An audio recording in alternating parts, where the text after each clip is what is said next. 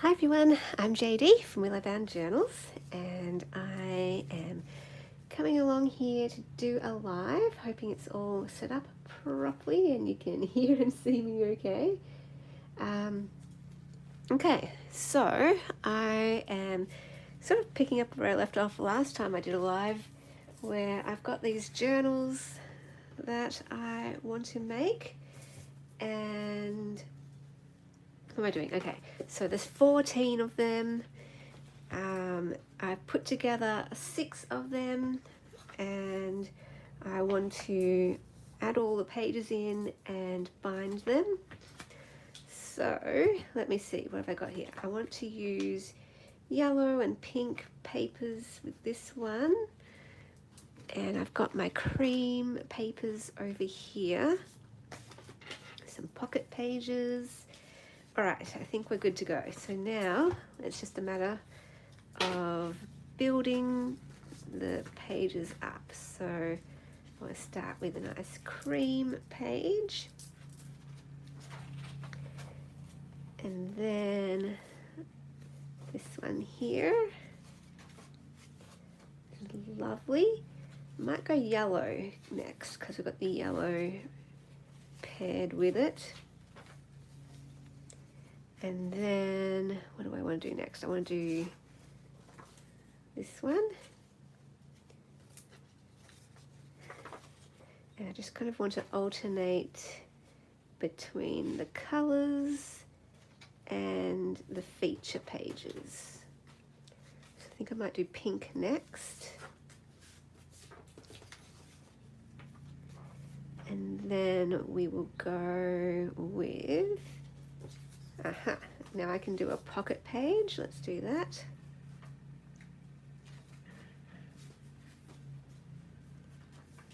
And then we'll go cream. Whoa, what happened there? Cream. And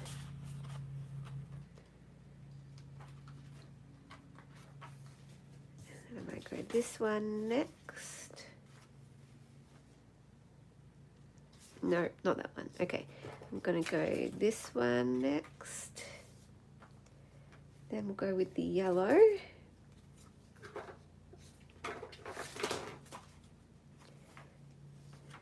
Then we'll go with this one or this one. Let's go with this one.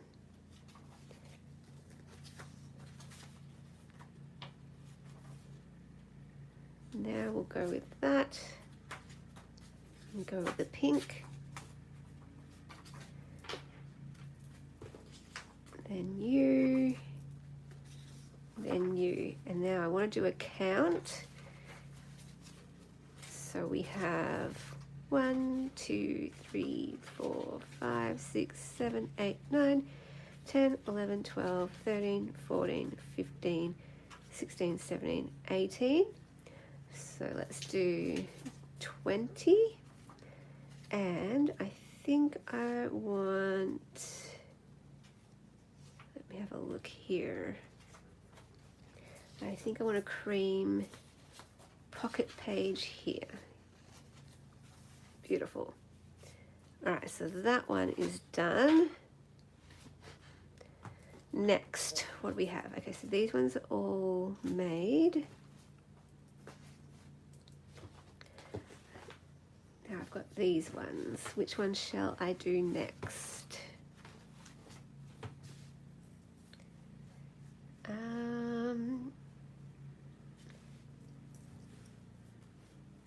This one could be a pink and yellow as well. Pinks, green. All right, I think I'll do this one, and I'll do pink and green.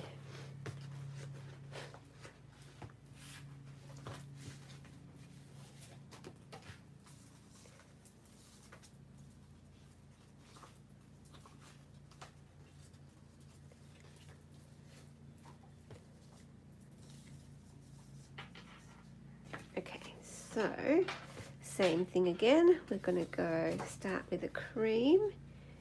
Not that one though. That one. And then we will do this one. think will be lovely. Do I want green or pink next? I'll go pink.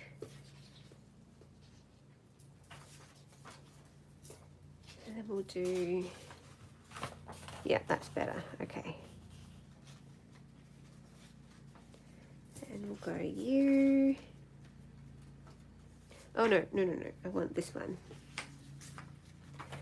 Then I want you. Then you. Now I'll do the green. And then we'll go with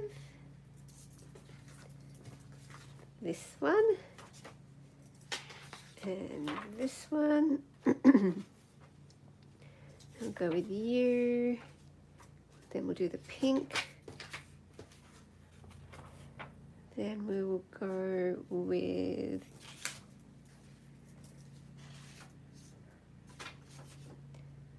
okay, what do I want? This one here. And then a cream. Then we'll go with you. Green. You count. Okay, 1, 2, 3, 4, 5, 6, 7, 8, 9, 10, 11, 12, 13, 14, 15, 16, 17, 18, 19, 20.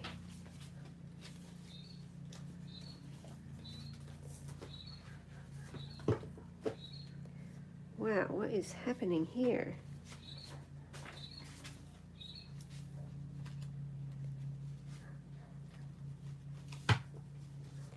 That pink one there is interesting. All right, I'm just going to cut those a little bit.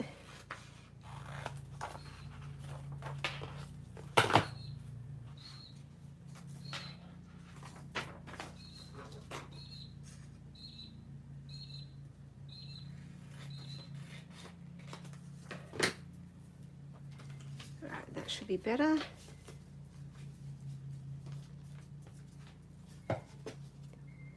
Still something not quite right. What's happening? That one, I feel like, okay, I must have, I don't know, must have measured that one wrong. I feel like it though. I don't know why. Okay. All right, that's better. Okay, so I've got that one. Now, I feel like this could be a pink and yellow. Hey Jennifer, how are you? So good to see you live. That's all right. Just a little bit of time is good. I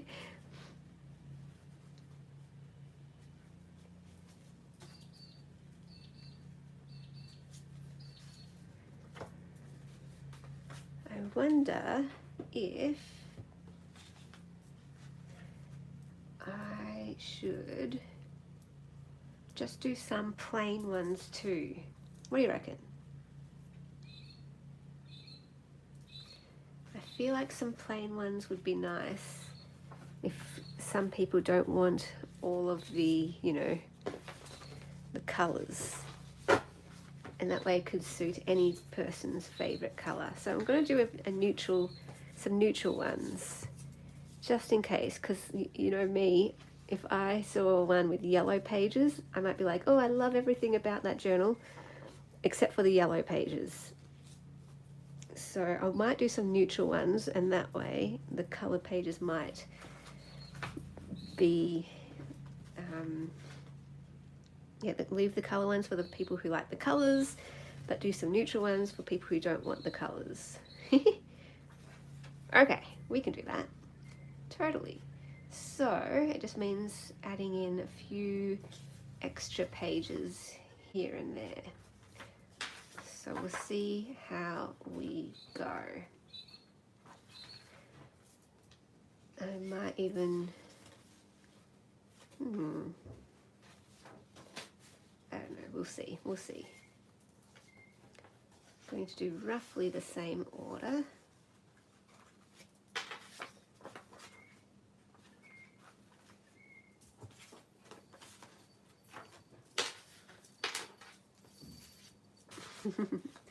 I can hear my cat.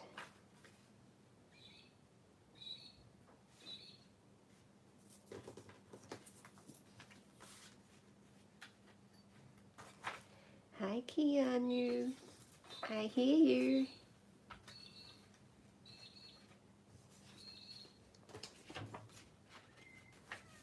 Yes, I hear you. All right, I just want to finish this and I'll go get him. I'm coming, Keanu.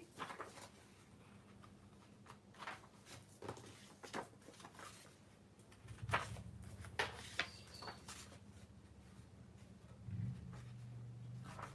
going to put this one here. This one here. This one here. All right, I'm going to go get my cat.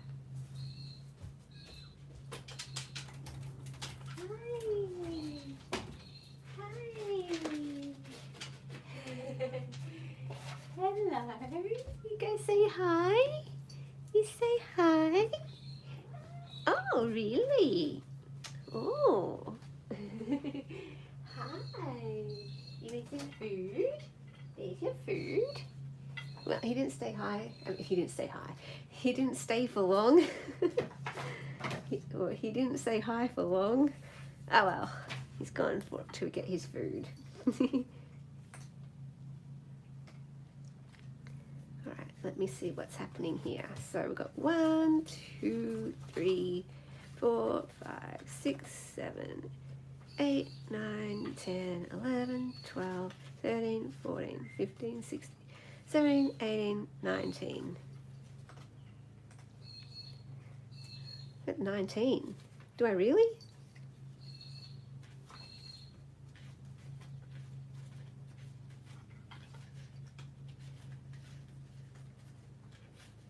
Ah, I do. Well, I'll just add an extra one here then. That works. So this one here, I think I've got one that just has pink. Yeah, I do. No, I have pink pages left over, but I want to do some neutral ones. And I've only got 3 left, so let's do some neutral ones. Just to give a bit of variety. I actually prefer the neutral ones. Like aesthetically, I prefer the ones with color, but to actually use, so aesthetically I prefer the ones with color, practically I prefer the ones that are neutral. So this way I get to cover all bases. Oh, Keanu, you're coming to say hi again, are you? Come on. Oh, can you see a bird? Can you see a bird out that window? Hello, fluffy boy. Oh, you can see 2 birds. Oh, there's 2 birds. Oh, is that fun? Oh, is that fun? Oh, 3 birds. And a butterfly. Hey, what a good boy. What a good boy. It's a good cat. Yes, you are. You're very good. Wow, there are birds everywhere. 3 birds in the garden. Yay. You're gorgeous. Hi, Helen. Hi, Liz. Hi, Angela. Oh my gosh, I turn away and I come back and there's 3 new people. How are you? Welcome, welcome.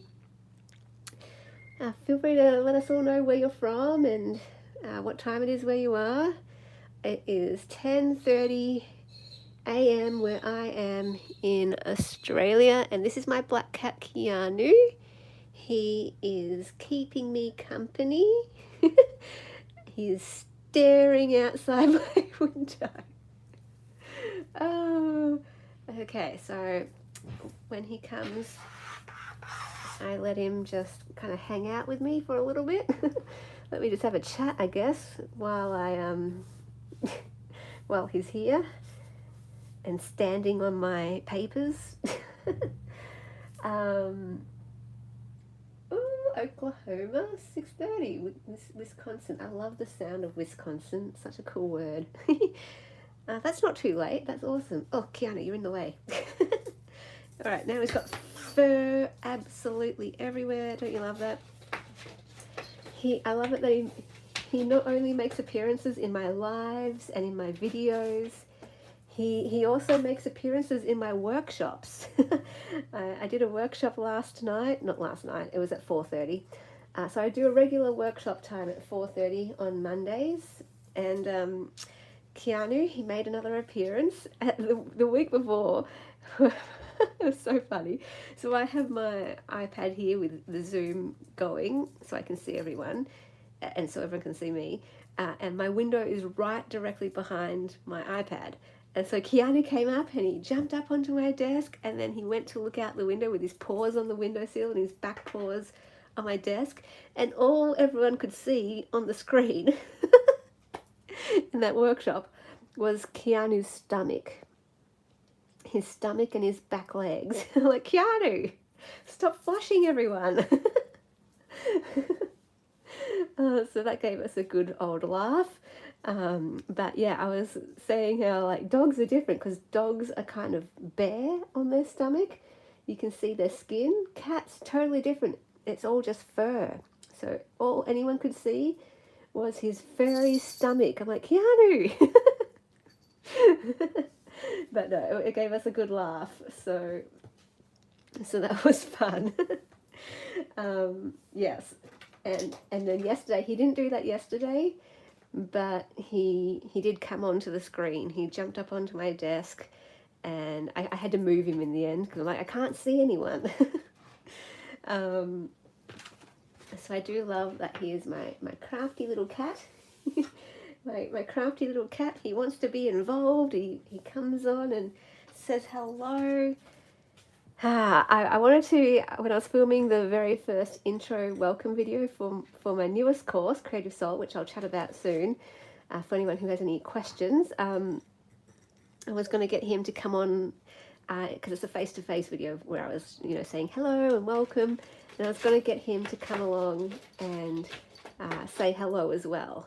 I think he didn't, I can't remember, but if he's not in the mood, he's not in the mood, Sometimes I can pick him up and give him a bit of a pat and he'll just sit there.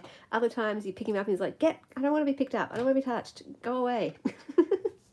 So it's like, I didn't want to chance it and then have to, stop the video, film again or whatever. So I just did it without him.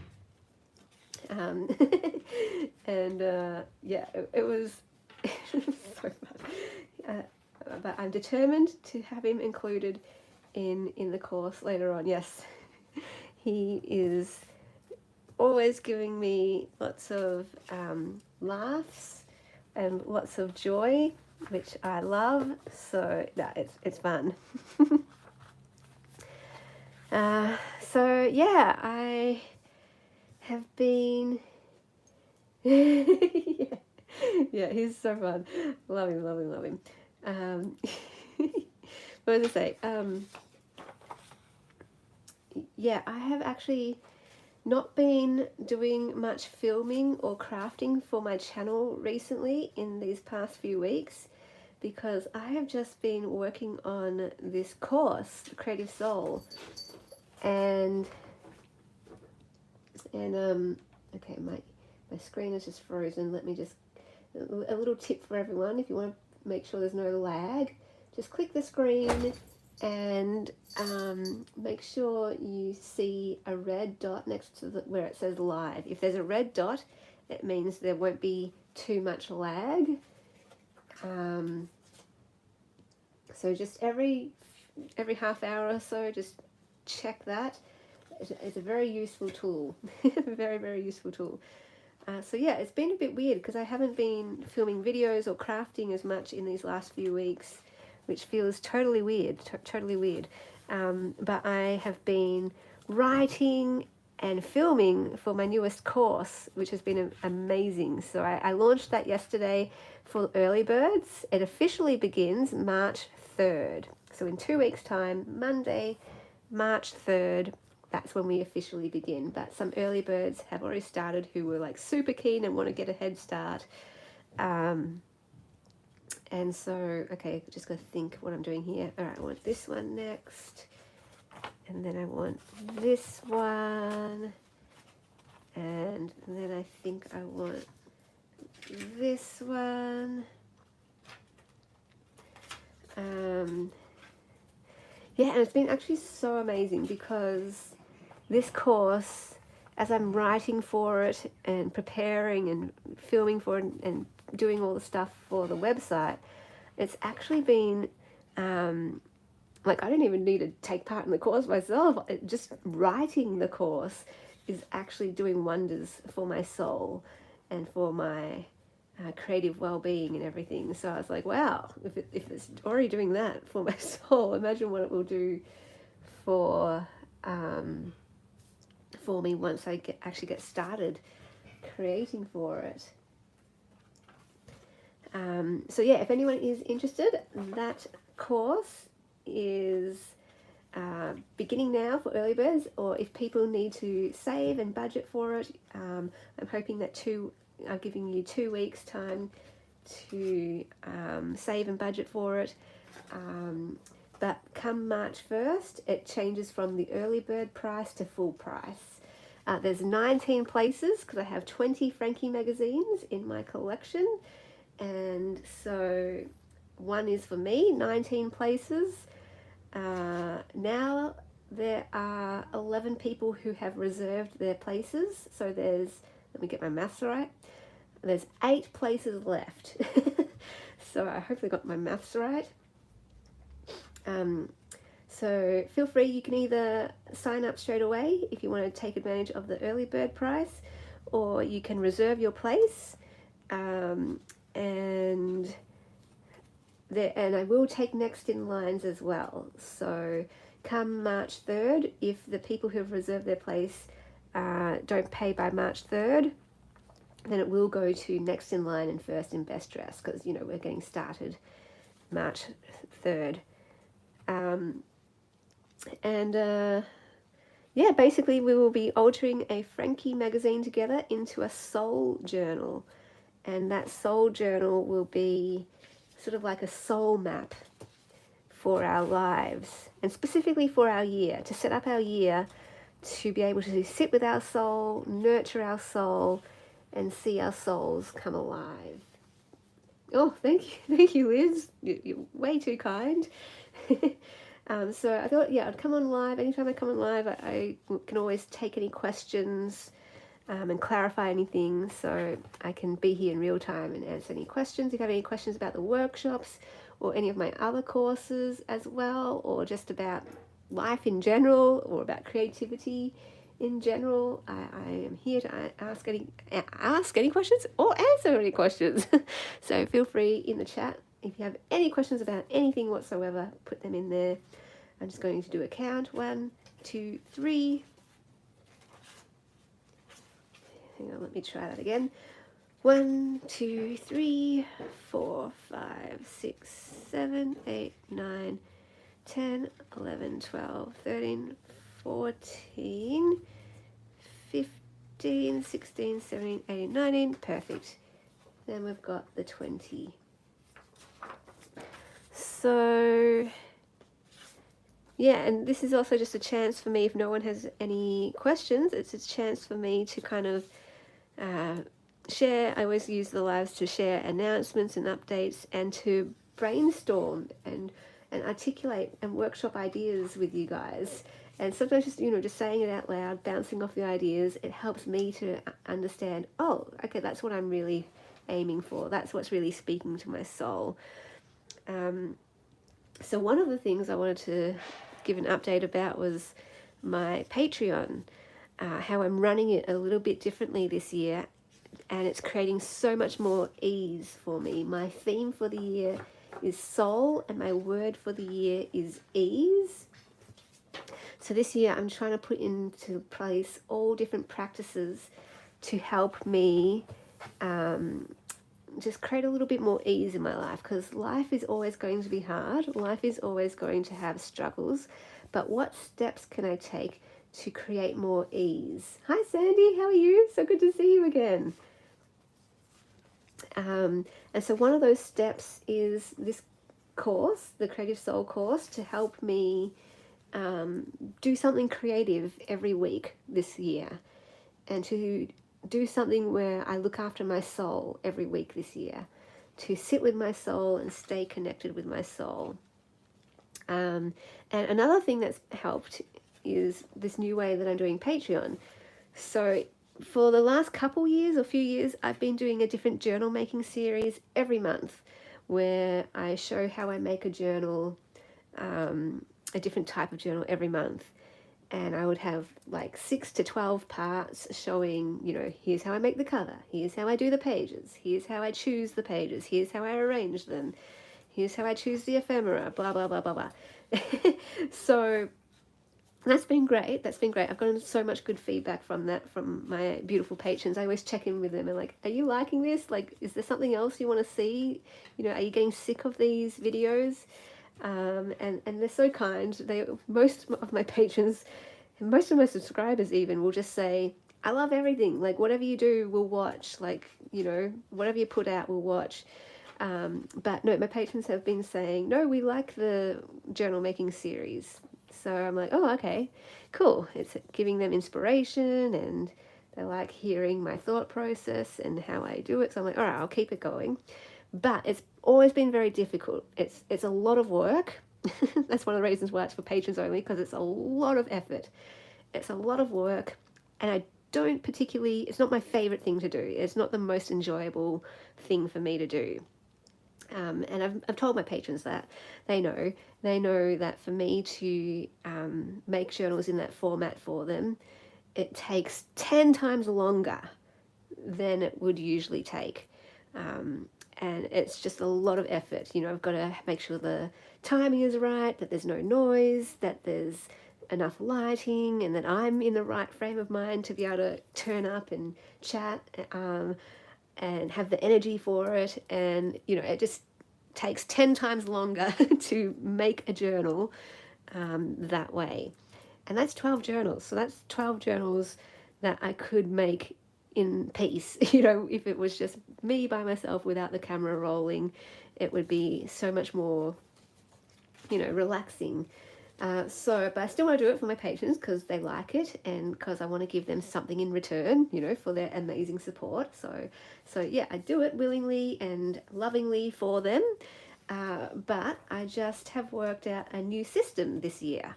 So I'm still making the journals. But this time, instead of doing it part 1, part 2, part 3, part 4, part however many it is, this year I am just putting the camera on and making the journal. I'm not splitting it up into cover, pages, all the different steps. This time I am splitting it up into parts now, but just however it falls is however it falls. And if I get it done in one video, I get it done in one video instead of having to split it up into 12 videos. Because if I have to split it up into 12 videos, that's 12 different filming sessions over a certain number of days, as opposed to now I can get it done in one day if I want, or however many days I want. But I don't have to split it up like that anymore. And if I get it done in 3 parts, I get it done in 3 parts. If I get it done in 10 parts, I get it done in 10. There's no sort of rule anymore. And I can just create more naturally that way. I can put the camera on and I can just do what I normally do without it being broken up so systematically. Anyway, so it's just been so helpful. I did that for the first journal this year, a ballet journal, which I did in one session. I did it all in one session. It took about 40 minutes. I had a lot of pre-prepared pages for that though, because there were some pages from last year that I hadn't used, so that's why it was a much quicker process. But that took about 40 minutes to finish that journal. And I just did it in one video because I felt like I don't want to split it up. Let's just do it. I'm on a roll, and I don't need to split it up anymore. So it was so much easier. It was so good. And then the second journal, I made that over the course of a week. That was a Heidi journal, and yeah, I made that over the course of a week. Instead of, sometimes they can take me a month to film.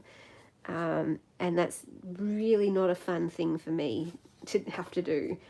If I'm in the mode of making a journal, I want to be in the zone, I want to be in the flow, and yes. So it's just been such a more helpful way of doing things. And the next little change I'm going to make to how I put those videos up on my Patreon is that I'm not necessarily going to restrict them to one a month. So what I used to do was I would film the videos for the journal making series, and I would wait until the next month to film it. Or if I'd already filmed it, I'd wait to release those videos till the next month. And I really struggled with that because, you know, what if I'm inspired to make the journal now? I don't want to have to wait till the next month to film it for my patrons. I want to film it now. Because, you know, next month I might lose my inspiration, and then it becomes hard work instead of a fun thing for me to do. And so what I'm going to do now is I'm just going to put them up whenever I want.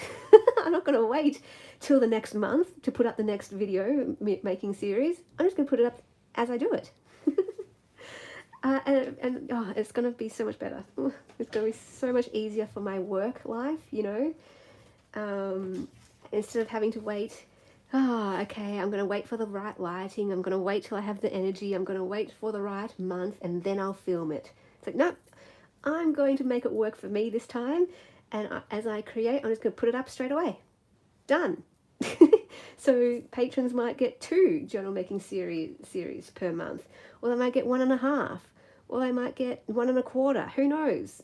It might just be 1, but whatever it is, it's going to fit in more with my natural way of creating. And it's going to create so much more ease in my life, and that's what I've been aiming for, more soul ease and more just doing things how I naturally do it.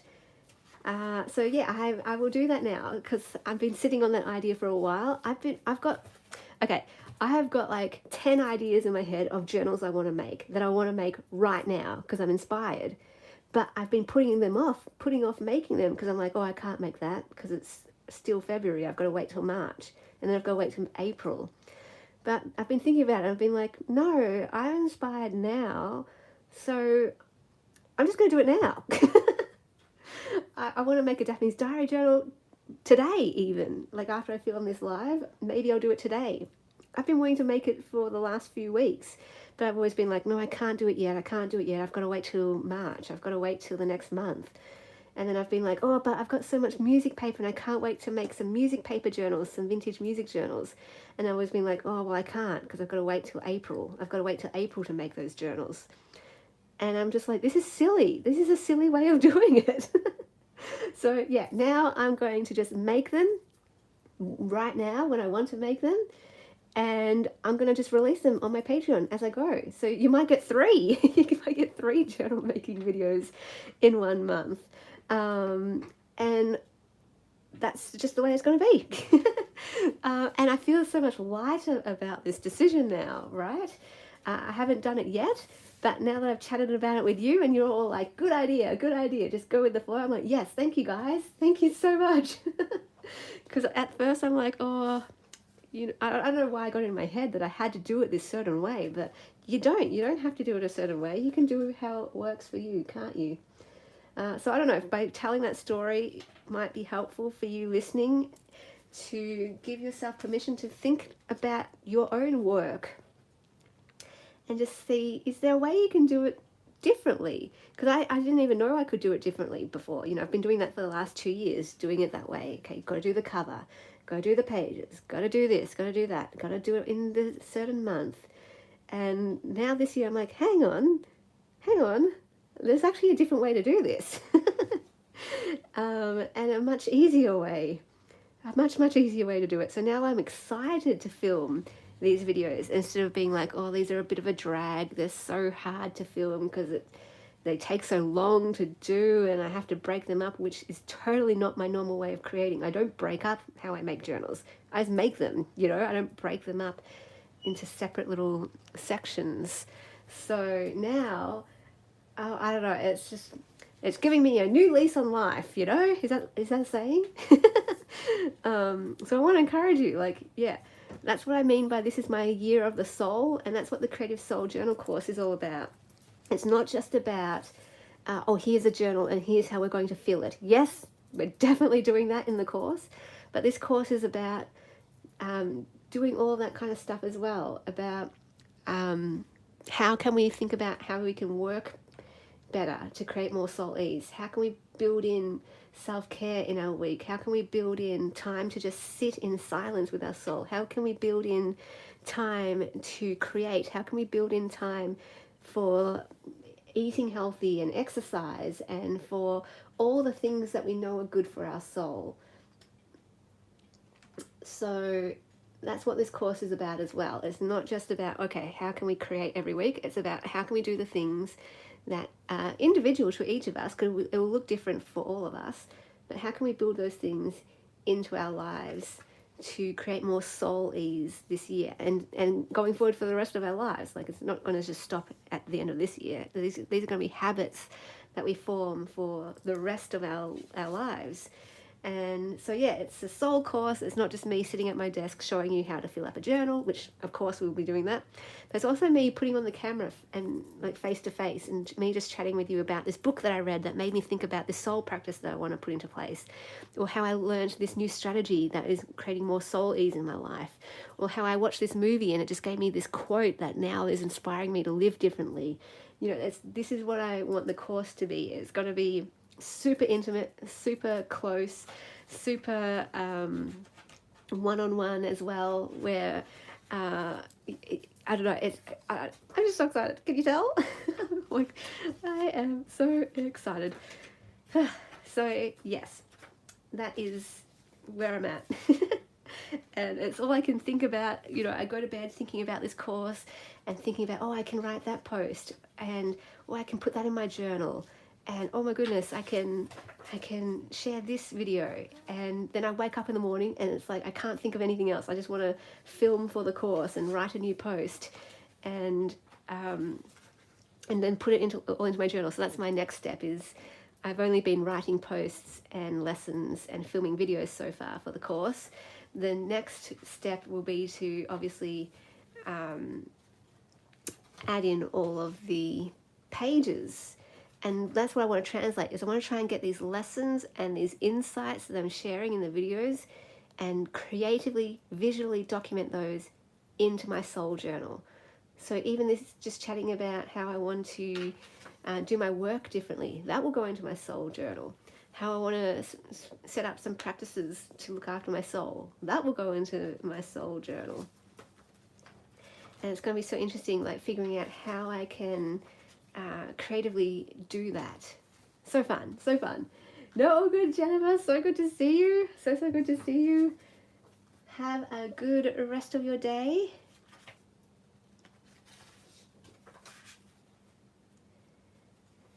And thank you for hanging out with me while I've been making these journals. It has been lovely.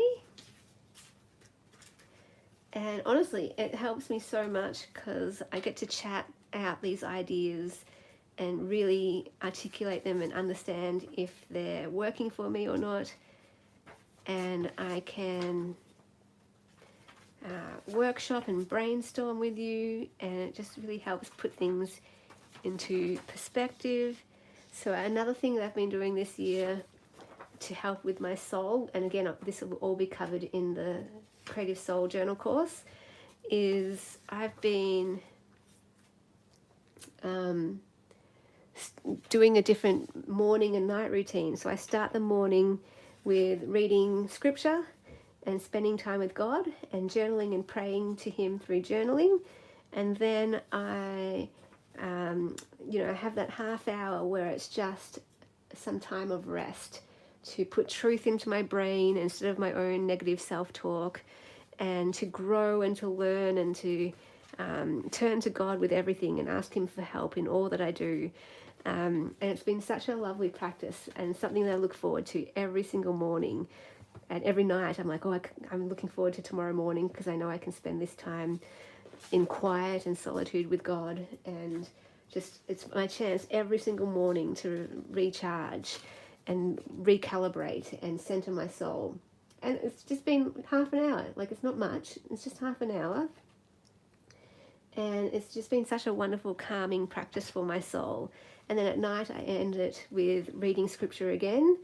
And I want to try and journal at the end of the night too. That's another thing that I want to try and put into practice. And then I read a relaxing book before I go to bed, which helps me to unwind and get into the sleep mode. Because in the past, I would just lie there thinking and thinking and thinking forever. So, and then I would just scroll on my phone or watch YouTube and waste all this time staying up really late because I can't sleep. And now I've got into this really much healthier practice, better for my soul. Each night I end it with scripture and reading a book, and then I can get to sleep much better. And there's other things I want to put into practice this year to help during the day. Eating healthy, regular meals, things like exercise, which helps you get to sleep and which helps with stress relief, and making time for creativity, all that kind of stuff. I think I'm going to go with, what color do I want to go with here? I want to go with green and pink, I think. Yeah. Dee, hi, how are you? So good to see you. So good to see you. Yes, that's exactly it, Dee. That's why. Yeah, my theme for the year is soul. My word for the year is ease. And this year I'm being super practical with it. I'm putting it all into practice this year and actually putting in routines. Actually putting in the routines to help. And that's what this soul course is about. It's not just about making a journal. It's about what routines can you put into place in your life. And we're going to journey together. It's a place where we can share our struggles together and then maybe give each other ideas of things that have been working for us, and then to cheer each other on and just be good to go try it. If it doesn't work, no worries. Try something else. And we're just going to try things all year together in this soul journey. And we're going to document that journey in our journal. So cool. I love it. This course has just developed so much. At the beginning, when I first announced this idea to my patrons, it was just an idea and I had no idea what really the content would be. Originally, the plan for this soul course, okay, you're getting a peek behind the scenes. Originally, the plan was I would just turn up at my desk, put the camera on, with no idea what I'd put on my page, and I'll just share how I came up with what I put on the page. And it was going to be me teaching that process of how I trust my intuition, how I trust my own creativity to create something that speaks to my soul. And we're still going to do that. We're still going to have a lot of that in the course because I want to teach how free play is a way that we have a conversation with our soul, and is a way that it can give us so many insights and so much clarity going forward. So I definitely want to have that in the course. But this course has developed so much now that I've been working on it and talking to my patrons about it. They've helped me workshop it. Basically, I want to do a soul map in our journals where, as we journey with our souls, as we go on this journey, exploring our souls, connecting with our souls, nurturing our souls, and letting it come alive, and putting in practices for our souls to flourish and for our souls to thrive, I want to document that in the journal as well. So part of it will be free play and just whatever comes on the page comes on the page, but I also want to document this soul journey in the journal, which is, I'm so excited about it, and have a soul map for this year and for our lives going forward. So yeah, does anyone have any questions about this course, or any questions about anything? While I give my voice a break and take a drink of water.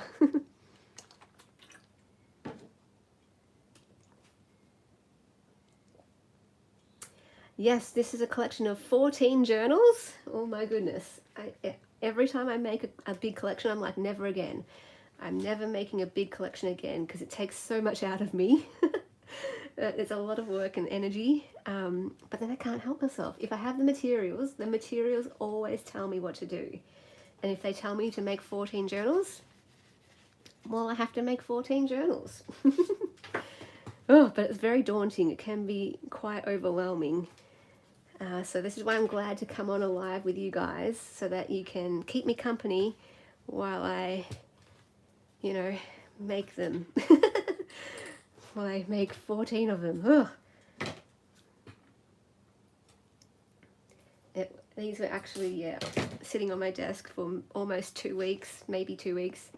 And I was just like, oh, it's too much. It's too much work. But finally I'm like, nope, come on. Let's get these out there. Maybe I could call my journals soul journals. Because I know junk journals just doesn't seem to capture it. Because whenever I tell people that I make junk journals, their face screws up and they're like, that doesn't sound very good. And then I have to explain. And then even some people, I tell them, I make junk journals, and they're like, no, you don't. They're not made of junk. And I'm like, okay. Well, maybe I need to call them something else. And I love how Natasha calls them treasure books. I call them treasure journals. I've been calling them treasure journals for, quite a while. But maybe I should call them, I know some people call them joy journals. I either call them treasure journals or creative journals. Creative journals just seems to cover all bases. But maybe I should call them soul journals. I don't know. These have 20 pages. This particular collection has 20. Which is 40. Sorry, I should say, okay, they've got 20 double page spreads, which makes it 40, which makes it 80 front and back. Does that make sense? There's 40 pages, 80 front and back. Let's do it that way.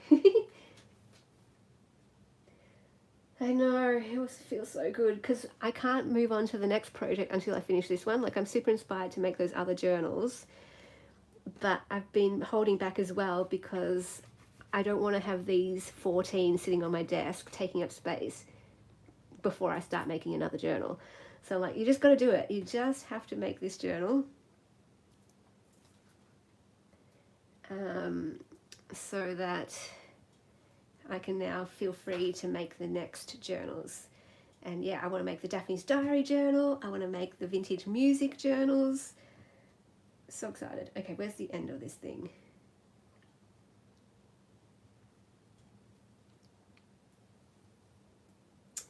And so, Dee, are you still here? I was going to see if it would help if I answered your question live from your email. If you have any further questions, feel free to ask me, Dee. And if not, what have you decided?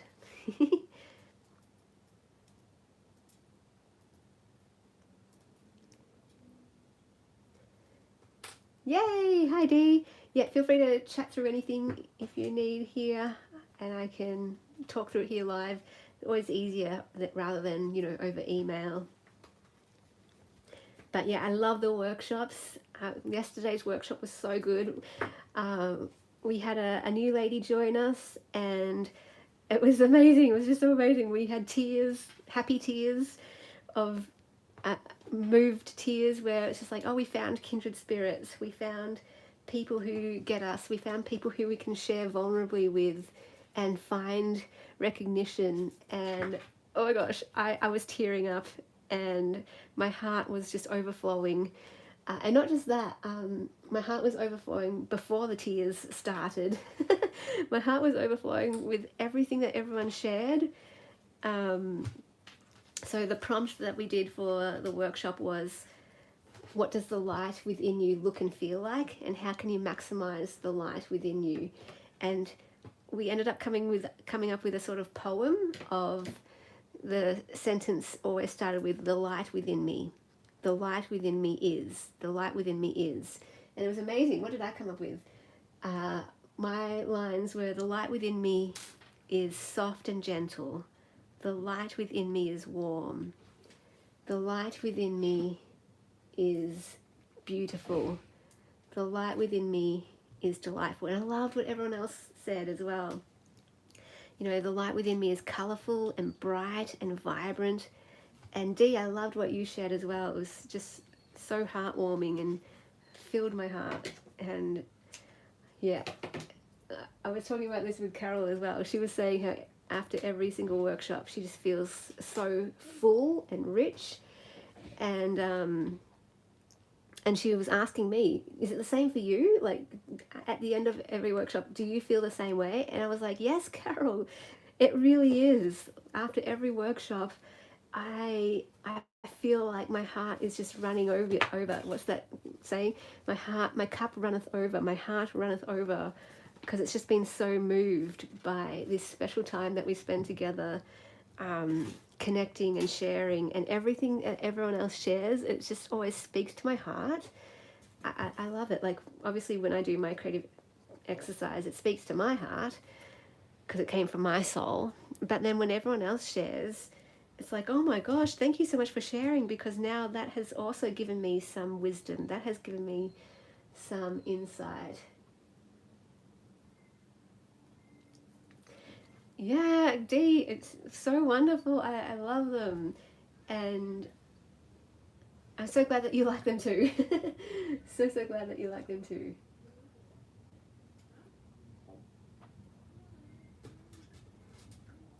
Oh, well, we'd love to have you, Angela, anytime you can make it. And honestly, just tell me what time you can make it, because one of the ladies, she was saying, oh, I can't make it any of those times. Here are the times I'm free. And that was so great. As soon as she told me when she's free, that's when I made it 4:30 on a Monday. I never used to have a 4:30 on Monday, but because of this one lady who said I can only do it this time and these days, I came up with that time for her. So honestly, everyone is just too polite. Every time I ask for, like, what do you want? Everyone's just like, oh, just do what you want and we'll fit in with you. I'm like, oh, that's so nice. But honestly, I would love you to tell me what suits you. And I don't know if it's because everyone's just too polite, or they don't want to put me out or something. It's like, no, you're not actually putting me out by telling me what you want. It actually is really helpful if you can tell me what suits you. And that could be a life lesson in itself, you guys. Okay, here we go. Tangent time, story time. Often we feel like we can't ask for what we want because it feels like it's too selfish, or people will look down on us. But actually, it's a very healthy thing to ask for what you want, because it helps with clear communication. It helps with people who love you to be able to love you, because people aren't mind readers. And if you can tell them what you want and what will help you, then for people who love you, they will take that on board and be like, thank you for telling me that. Thank you for being clear, because now I know what I can do. So that's kind of like for me as well. You know, I'm here. I want to do these workshops for you because I believe in them. I know they will help you. I know they help me. That's why I know they will help you. So tell me when you want them. Don't wait for me to, you know, put up a thing about it. Tell me, this is what I want. And of course, I have permission to say no. I have permission to, you know, look after my own well-being and everything, as everyone does. Everyone has permission to say no when we make a request, when we ask for what we want. And that's okay. That's a healthy thing too. As a person who loves you, I want you to be able to say no to me. I want you to be able to say no to me, to look after yourself. You know, that's like a same token. So me putting out courses and workshops, you know, this is me being vulnerable and putting myself out there and offering something. There's every likelihood that maybe people don't want what I have to offer. Maybe no one wants to take my courses. Maybe no one wants to buy my journals. Maybe no one wants to go in my workshops. And this is me putting my heart out there saying, here, I'm offering this, and maybe no one will want what I have to offer. That's okay. That's their right. You're allowed to say no. You're allowed to say, hey, I know what I need, and it's not that. And I am proud of you for saying that. You never ever have to apologize. Sometimes people apologize to me. They're like, oh, your course sounds great, but I can't afford it. Or your course sounds great, but it's not something that speaks to me right now. Or your workshop sounds amazing, but I can't, you know, I work and I have a family. I can't do it. It's like, and they apologize to me. They say sorry. I'm like, oh no, you don't need to apologize. I'm actually really proud of you. I'm actually really proud of you for putting up your boundaries and sticking up for yourself and knowing yourself that well, that you can say, yeah, I don't have time for this right now. I don't have the resources in me right now to do that. Or this is not meeting me where I'm at right now. That's brilliant. That's that is so good. Okay, see, I'm going on a tangent. How did I get onto this tangent? Okay, so ask for what you need, ask for what you want, and be okay with a no. It's not a reflection on you. Be okay with a no. It's not a rejection. So, you know, when I'm offering my courses, my workshops, my journals, you know, even my videos, it's, you know, a vulnerable thing to put out videos. But, you know, because not everyone might like it, maybe no one even watches it, and maybe like I put all this energy and effort into a video, and I put my heart and soul into a video, and then no one cares, perhaps, for example. That's okay. No one has to care. No one has to care. All I am responsible for is following my own heart and letting my own heart come alive. And if people want it, if they don't want it, that's not up to me. That is not up to me. Anyway, let's catch up on the chat. You taken the Intentional Life course? I love that course. And bonus for people who are taking the Soul course, the Creative Soul course, you get access to the Intentional Life course as a bonus, because we will be working through that together throughout the year as well, for fun. Oh my gosh, I'm so excited. As a bonus, you also get access to my Find Your Word workshop process, because we'll be doing a page. That's one of the prompts. So the course involves free play and prompts, half free play, half prompts. And one of the prompts that we will begin with is your word for the year, or words, or phrase, or thing. Anyway, I'm getting so excited. Okay. So yeah, love the Intentional Life course. You worked on it on and off throughout the year. That's so cool. So cool. Oh. No, thank you, Angela. Yeah, anytime. Anytime that you want to do a workshop and it fits in with your life, feel free to contact me if there's no available time that suits you, and let me know what times suit you. What else? Who else is... Hi. Okay, now how do I say your name? Do I call you Mila? Is Mila how I say your name? I only know that because I don't know if it's you, but I think it's someone else. I don't know. But in Patty Lang's lives, there's a lady who's often there, and everyone calls her Mila, which is such a pretty name. So I'm like, is that how I say your name?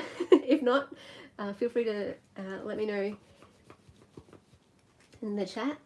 And were you the one who emailed me about the Soul course? Sorry, it's hard to sometimes track the different names on YouTube versus on email. I think a lot of people don't want to feel like a burden to others. Oh, yeah, yes, I know. I'm with you. I don't want to feel like a burden for others too. But, okay, this is how I say it. You're more of a burden if you don't ask for what you want, because then people are just floundering. They don't know what to do. They're just guessing. It's more of a burden to not ask. If you ask, if people are, in an ideal world, take it in an ideal world. If you ask, people can always say no, and it's not a burden. And we can only be responsible, for ourselves. We can't be responsible for other people's responses. And so they have to do their own work to know that they're allowed to say no. That's not on us. If they don't know how to say no, that's not our fault. That's their fault. So, don't feel, and you can explain that. It's like, hey, I don't want to burden you. So you are most welcome to say no, but just want to put this out here. And let's have healthy communication, like Psychology in Seattle always says. I'm a patron of Psychology in Seattle, and I always mention that because I love Psychology in Seattle, and I will always try to get people to become Psychology in Seattle family, if not patrons, because they are so helpful in being healthy people. And this is all stuff that I learned from them. I didn't know all this stuff before that. I was like that. I was always like, oh, I don't want to be a burden. I don't want to be a burden. But now they've taught me that asking for what you want is actually a healthy thing to do and a helpful thing to do for relationships and for the ones who love you. And it's okay to say no. And you don't have to be responsible for other people's responses. And they can say no. If they can know that, then they won't be burdened. You won't be a burden to them. And if we can, talk about all of this, then in a healthy way, I don't know, it's so good. It's so good. I love all this stuff. I love it. All right, I've lost my screen. The internet keeps cutting out. It's not fun. So I have to keep refreshing my screen. So if you want to refresh with me, tap the screen, make sure the red dot is on the screen so that you can make sure there is no lag. Right, let me catch up with the chat. I was trying to do that before and then I kept getting sidetracked. I love it. I love it when the chat is jumping. Sometimes I come on, the chat is so silent and it's not very fun for me. When the chat is jumping like this, I love it. I love it. I love it. I love it. So, and it gets me on a roll like this. This is why I love it, because I get to chat about random things. And then I hope it's helpful. Like, I do hope it's helpful to you chatting about these things. Oh, and I skipped your thing there. You're trying to decide between participating in the Soul Journal course or not. Yes, I feel like I'm not the right person to ask because I'm totally biased, and I'm just like, do the Soul Journal course. You're gonna love it. But everyone, like I said, everyone knows. I trust you to know what you need, and if it's not the Soul Journal course, then that is, I'm so proud of you for recognizing that. I'm so proud of you for doing what is going to be for you. And I can't know that. I have my bias, of course, but I have my bias because honestly, this is where I'm at the moment. This is, like I said, it's all I can think about when I go to bed. It's all I can think about when I wake up. And when I'm working on it, it's so therapeutic for me, and therefore I believe in it. And I believe anyone who does it, who's on the same page as me, who, obviously if you're like, I'm good, my soul is great, don't need this course, obviously not for you, don't need it. But if you're like me, I know it's going to speak to you. I know it's going to, it's going to fill us with some good things. And what do I want to say? I'm trusting it, that it will help us. And this is why I'm biased as well, because this is where I'm at. This is what I was trying to say before. This is where I am at in my life for this year. And I want to journey with people. I don't want to do it alone. I want to do it with other people. So that's why I'm like, everyone come do it. Everyone come do it. I mean, I know that it's limited to 19 places, and there's 8 places left. But for those 19 people, I'm like, come do it with me, because I'm excited to see what will happen in my life, and I'm excited to see what will happen in your life as well. But again, I totally know this is an offering. I'm offering it, and maybe it's not going to, maybe is not the right word. I know definitely it's not going to be for everyone, and that's okay. A part of me is a bit sad about that, but I can know that I'm trusting. I've been, praying about it and trusting that the right people will be there, that the right people who need it will be there. And I'm trusting that you will know yourself in your own spirit, in your own soul. You'll know.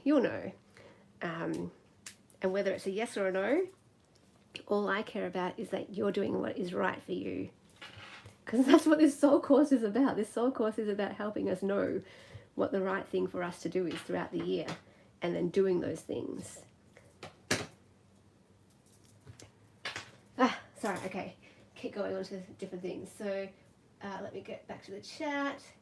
To know what we want or need and to ask for what we need. Yes, I love that, Dee. Yes, and these are skills that I don't know about you, but that I feel like not many of us learned. A lot of us didn't learn this skill. A lot of us didn't learn that we were allowed to ask for what we need and want. A lot of us didn't learn that we're allowed to say no.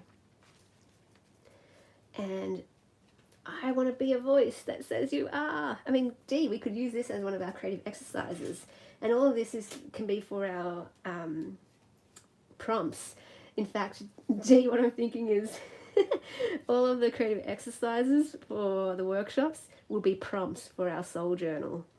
Because I get so much insight out of it. And that poem that I wrote from the workshop yesterday, I want to put that into my soul journal. So I'm going to use that as one of our prompts for the soul course. And that's what I mean, it's all going to overlap. So maybe that might be a tip as well, Dee, because whatever I put into the workshops, you already get in the soul course. Because whatever is in my life is going into that soul course. So anything I'm learning goes into the soul course. So any insight that I get from the workshops, that's all going to go into the soul course. That's all going to go into my soul journal. Which, again, I didn't know this at the start when I was first brainstorming this course with my patrons. I had no idea that this is where it would take me. But this is where it's taken me. And I just get more and more excited. Anyway, okay. Coming back here to the chat. Yes, they are long bobby pins. Yes, I can call you Mila, and I can pronounce it correctly. Yay! So glad. Yes, awesome. Okay, I sent you an email back, but feel free if you have anything to chat about in the chat and you want to know more info or anything, feel free to clarify.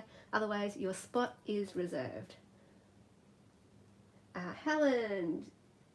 Yes, of course.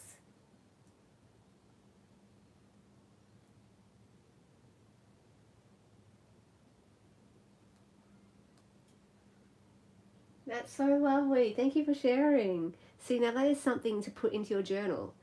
Right there. Put that into your soul journal. Even if you're not doing the soul journal course, I recommend. Like I said, I call my journals soul journals now. Any journal can be a soul journal. So Helen, if you haven't done it already, I challenge you. It will be good for you. Only if you want. Only if you want. You know what's good for you. You journal about that. Put that in your journal. And write about how that speaks to you. Share that story in your journal and reflect on it and how it speaks to you. I mean, honestly, God, see, inspiration can come from anywhere. This is what we teach in the soul course as well. That could be a prime example of like anything is material for putting into our soul journals. And honestly, there's a whole lesson on that I'm actually literally teaching about how we can find meaning in anything and how we can have a conversation with our souls through anything, through the most random things. And then we're going to put that on our journal pages and we're going to share those stories with each other. And I'm going to share my stories with you, just the way you did there, Helen. That's a prime example. I love that.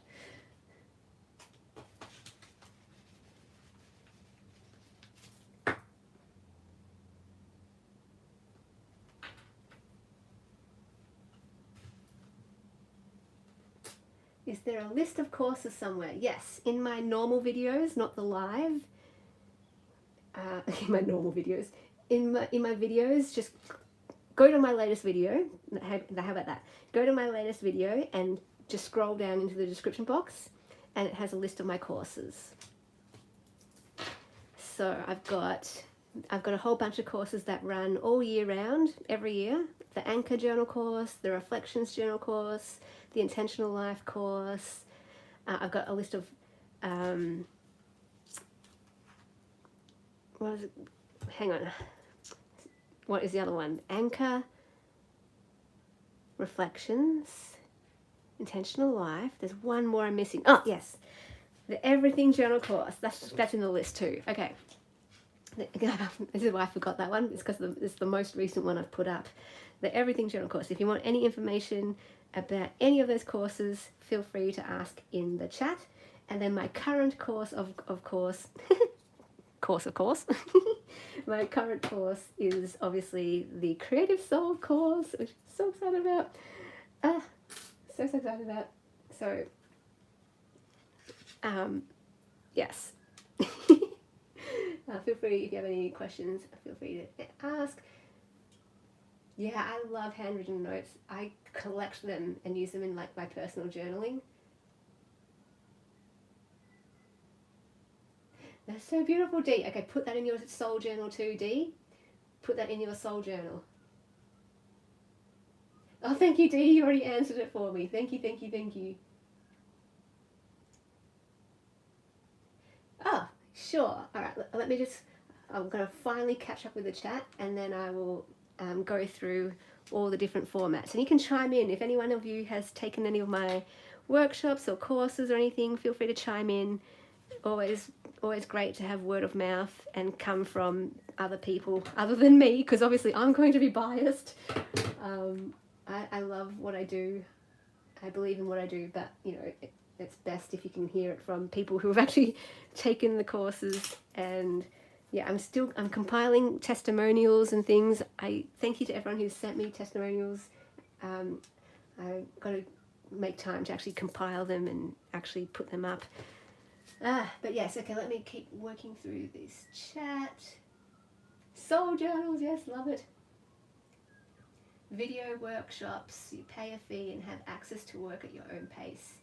Video lessons. Oh yes, that's the Zoom. I'll just clarify, the Zoom workshops. So we do it over Zoom, and we have video workshops, or are you talking about the courses? Okay, is that what you mean by the different formats? I'll come back to that. Okay. Yes, Dee, the Soul Journal course is everything. This is my biggest offering. You get everything. You get a monthly Zoom call, you get videos, you get written posts, you get videos of me creating in my journal and sharing my process.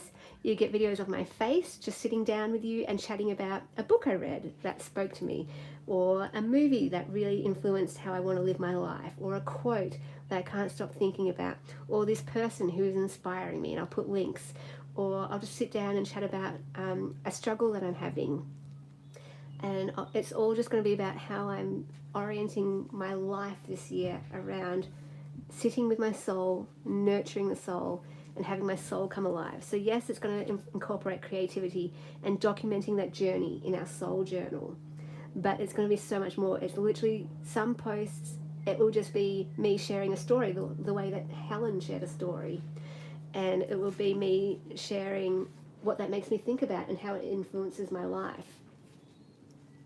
So that you can do the same, so that you can sit with your own stories, gather your own stories, gather your own wisdom and insights, and yeah, everything from the workshops I'm probably going to put into lessons into the Creative Soul course, because all of my workshops are around this theme too, about sitting with the soul, nurturing the soul, finding wisdom from the soul. So now that I'm talking about it, Dee, it might be more worth doing the soul course, because it will incorporate the workshops. It just might be through a written post and a journaling prompt that you do in your own time.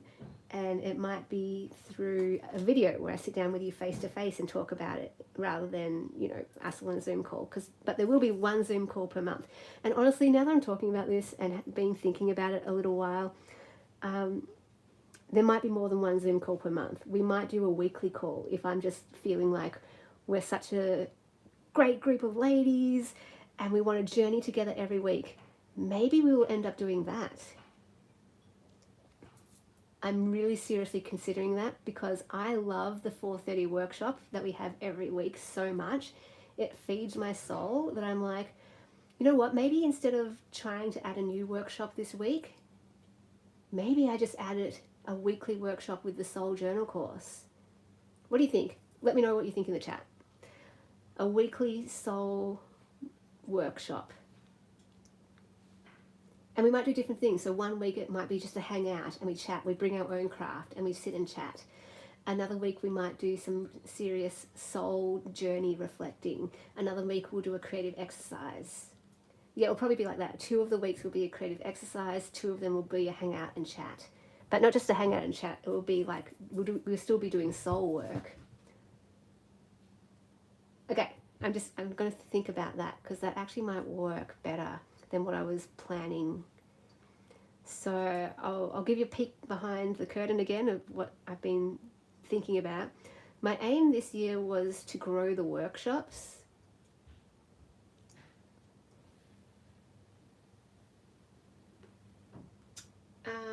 I said I was going to catch up on the chat. Let me do that before I kind of flesh out that idea a bit more and get your opinions. Okay, let me have a look. Yes, if I miss anything that I said I was going to talk about, just yell at me in the chat with capital letters.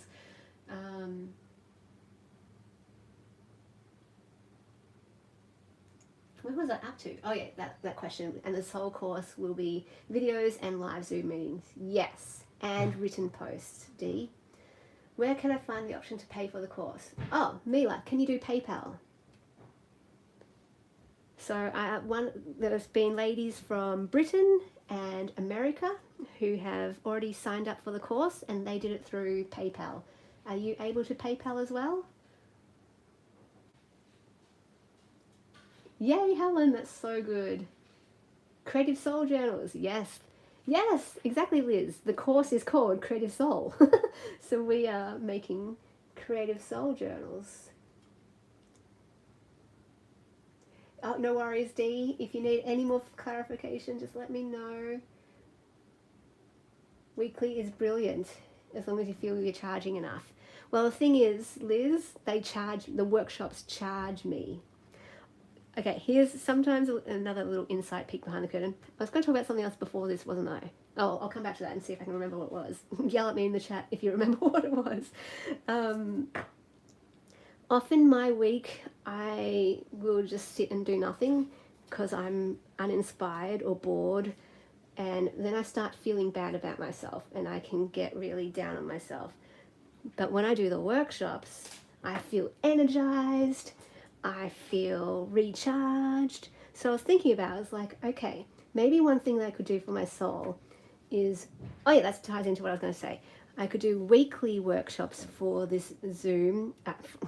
I could do weekly workshops for the Soul Journal course, because that actually feeds my soul. If I didn't do the workshop, I'll just be sitting on my bed doing nothing, feeling bad about myself. You get what I mean? Yes, you do.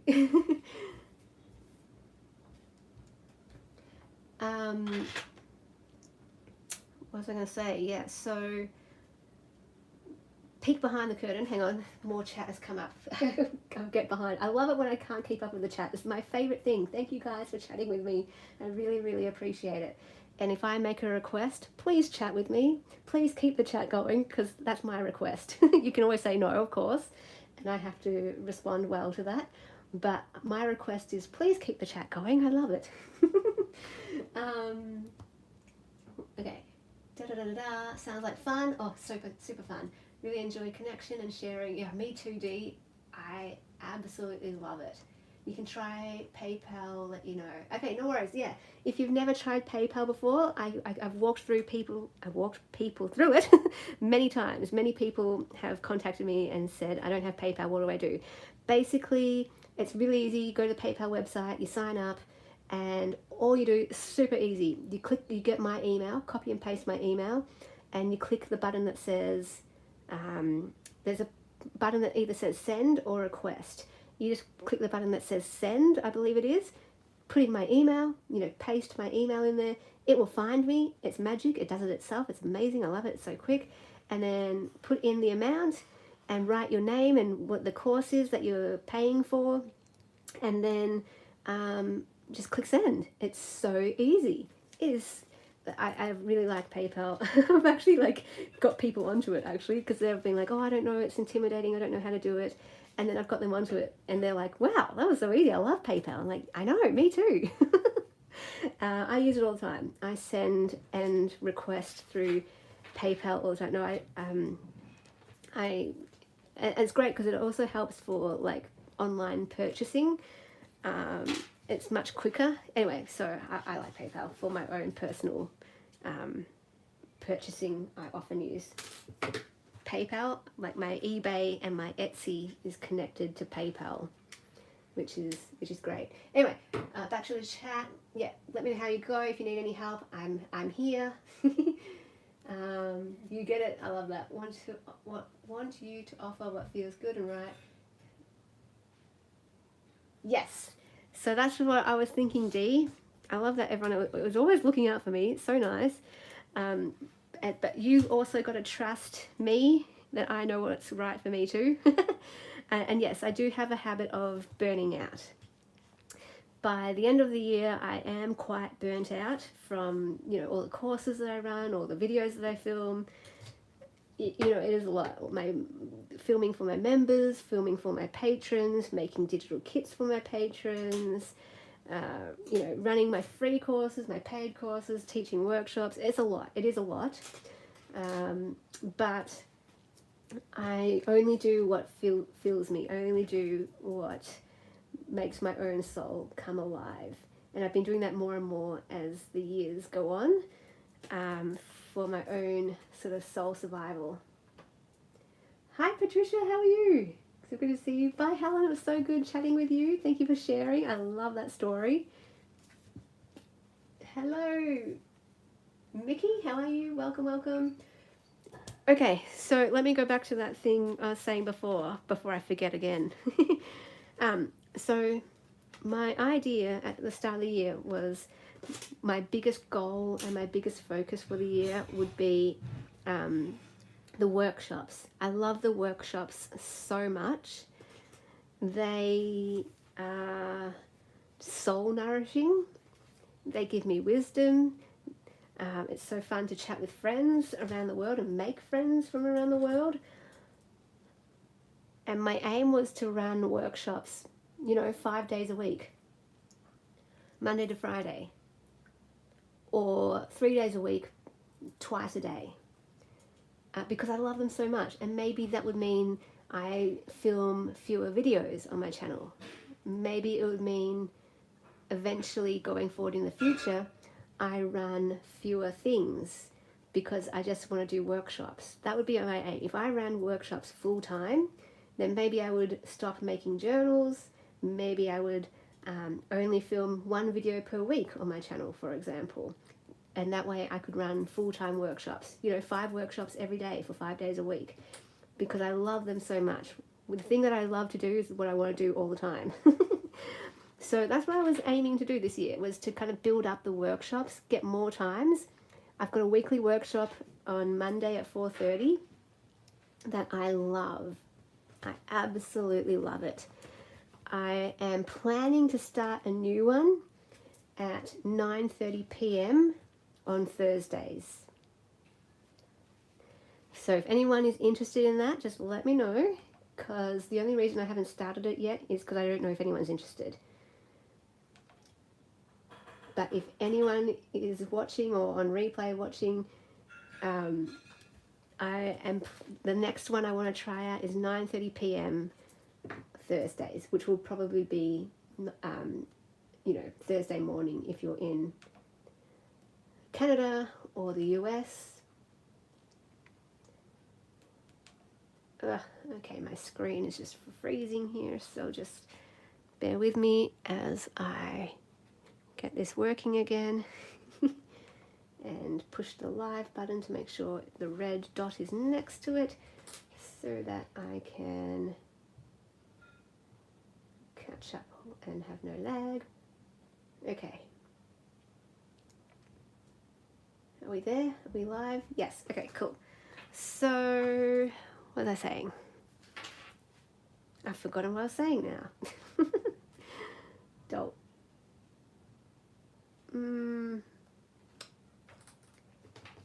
What was I saying? Oh yes, so I was going to focus on the workshops and just experimenting. This would be the year of experimenting, of running them at all different times of the day, all different times of the night, all different days of the week, and just seeing if I can build up the workshops and have a regular time. Yeah, okay, so that time would not work for those in that time zone. I know it is 6:30 a.m. for some people in the US. I can't remember which state. But yeah, I know it works for one lady in Canada and one lady in the States who have been regulars at previous workshops. So that's why I'm doing it at that time, because I'm thinking of them, because I know those two were keen to attend workshops. But I want to see if I can get some new ladies to join us at that time as well. So I think it's 6:30 a.m. for some states in the US and Canada. Now, if that time does not work, then East Coast. Okay, so if you're on the East Coast and Canada, 6:30 a.m. Now, if that time doesn't work and we don't get enough, because I want to make sure there's enough people, like our Monday crew usually it has 4 people.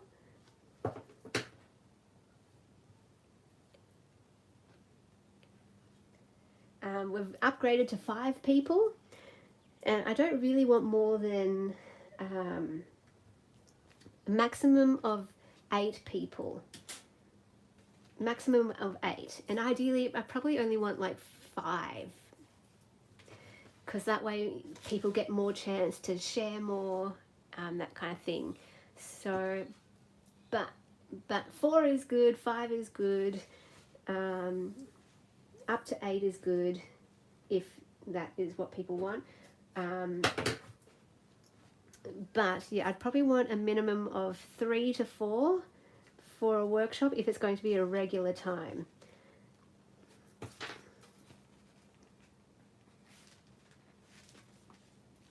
Yeah, if there were 3 people that would come regularly, then that would build up another time, if that makes sense. So that's what I was trying to do. I was trying to run the workshops at all different times of days and just see which ones get the most attendance, which ones work best with people's schedules, and then I'd lock those ones in.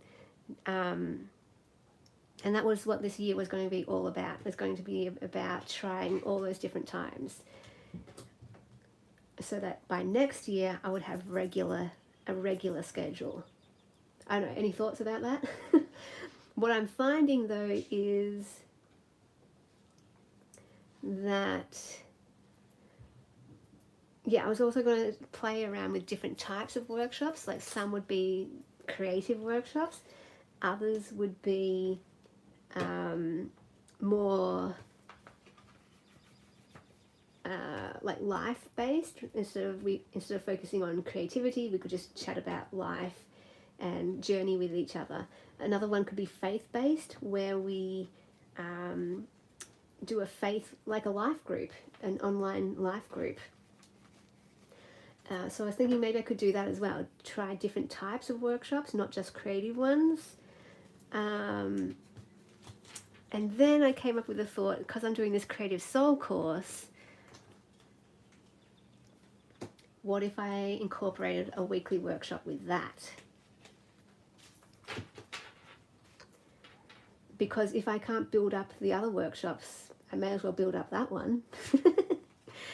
And I'm actually really liking that idea because I'm going to run workshops anyway. That's the bottom line. I'm going to run workshops anyway.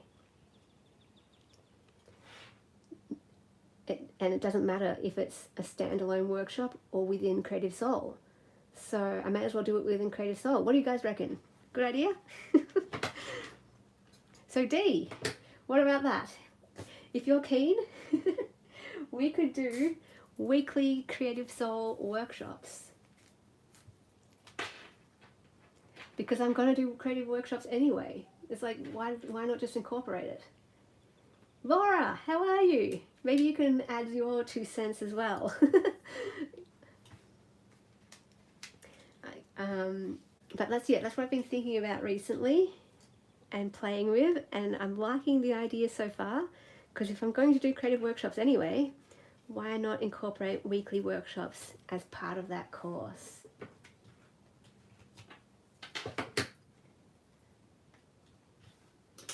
"5:46 p.m. That's a reasonable time. Ooh, nice.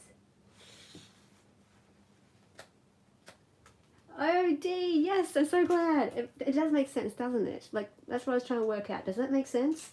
Like, if I'm going to run workshops anyway, I could just totally add that into the Creative Soul. And not that everyone has to make it. If you're watching this and you're like, oh, I really want to do the Creative Soul course, but I can't commit to a weekly workshop, that's okay. You don't have to attend them all. You don't have to attend any if you don't want to either, because I know some people are quite shy and don't want to show their face and that kind of thing. You never have to attend the workshops.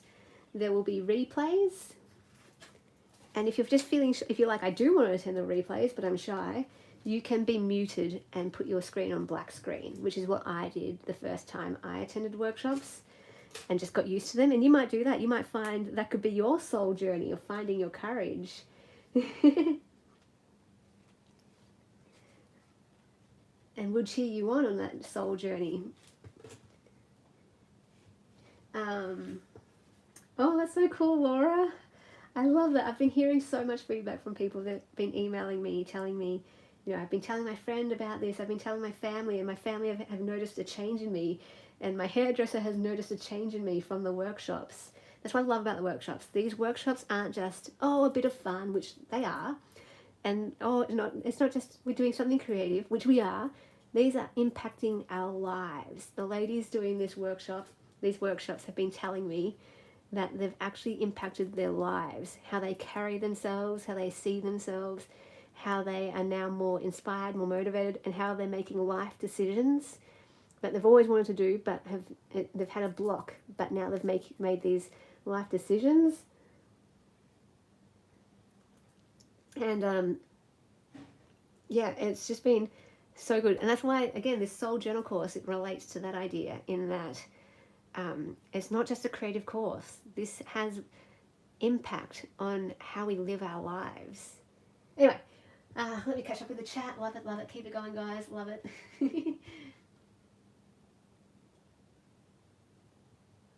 Oh, no worries, D. Hopefully I'll see you soon in a few minutes.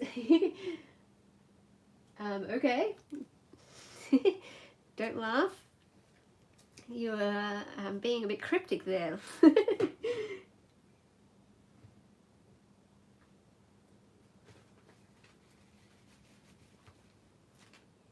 I'm not sure if that means, if that's tongue-in-cheek.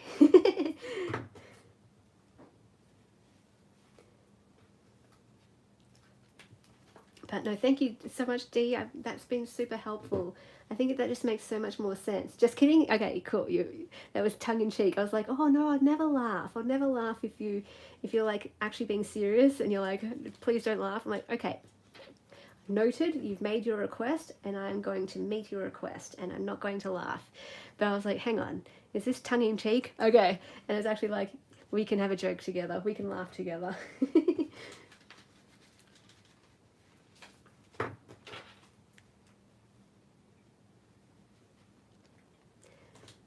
yeah, I'm feeling really good about this decision. If I'm going to run workshops anyway, let's do it. Just a matter, and this makes it, and I was thinking about doing this anyway. It would be so much better to have weekly workshops. They'll just be at different times, and that will suit different time zones as well. Oh my gosh, okay, I'm feeling way more better about this. Yay, because I was really worried. I was getting worried because I've got people doing this Creative Soul course from Australia, from America, and Britain so far. We might have people from Canada and New Zealand and Europe doing this, and I was getting a little bit worried. I was like, I'm not going to be able to find a time that will suit everyone. We've only got one call a month, and I'm not going to be able to find a time for everyone. And I felt really bad about that because, you know, it's only once a month, and so now that I do them weekly, I can have a different time for each of those calls so that everyone can at least make one of them. Okay, yay. Okay, that makes way more sense too. Okay, this is so great. This is so great. It's really helping me think about it. Okay, so great. Yes, Sandy, definitely. Absolutely. Absolutely. If you want, I can show them to you right now, and you can place a reserve, or you can even purchase it right now if you want. These journals are faith journals. Okay, yeah, let me chat about these journals since I've been working on them this whole video. There's 14 of them. 12 of them will be finished by the end of this live, so I can show you all of the covers, and I can do flip throughs of any of them that you want to see a flip through of. But yeah, I'll show you all the covers. They all have a different scripture on the cover and a different scripture on the back. So I really liked that idea, because then I thought maybe one of the scriptures is your scripture for the year, or maybe it's a scripture that you really love, or maybe it's a scripture that's really speaking to you at the moment. And then that way you have this really cool connection with the journal based on the scripture on the cover. And then all the pages have pages from various faith books. And then it can be a faith journal or a creative soul journal, a place to express your soul in these journals. What was I going to say? So yeah, there's 12 of them in this particular collection. 2 of them I have to make separately because I didn't have enough pages for 2 of them. So I'm going to do something different with those ones later on. They'll be very similar. I just have to figure out what to do with the other pages. Yeah, so they've got 40 pages, 80 pages front and back. So nice, decent size. And they are $35.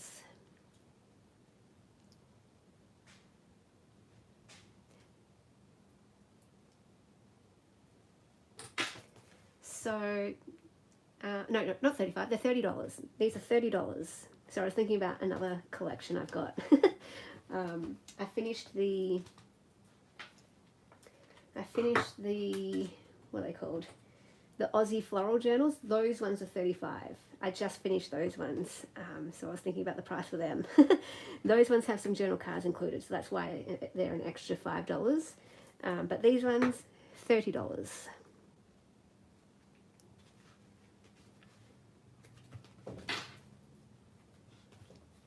So I've got this one to bind and one more, and then I'll go through all the covers for you. And the perks of being in a live, you guys can reserve or purchase right now if you would like. We often did that in previous lives. It was so fun. It was amazing. We do show and tell, and people just be like, can I have that one? Can I have that one? It was like, oh my gosh, it's so amazing. And that actually helps me doing it that way, because it saves me having to take photos of every single thing and doing the listing.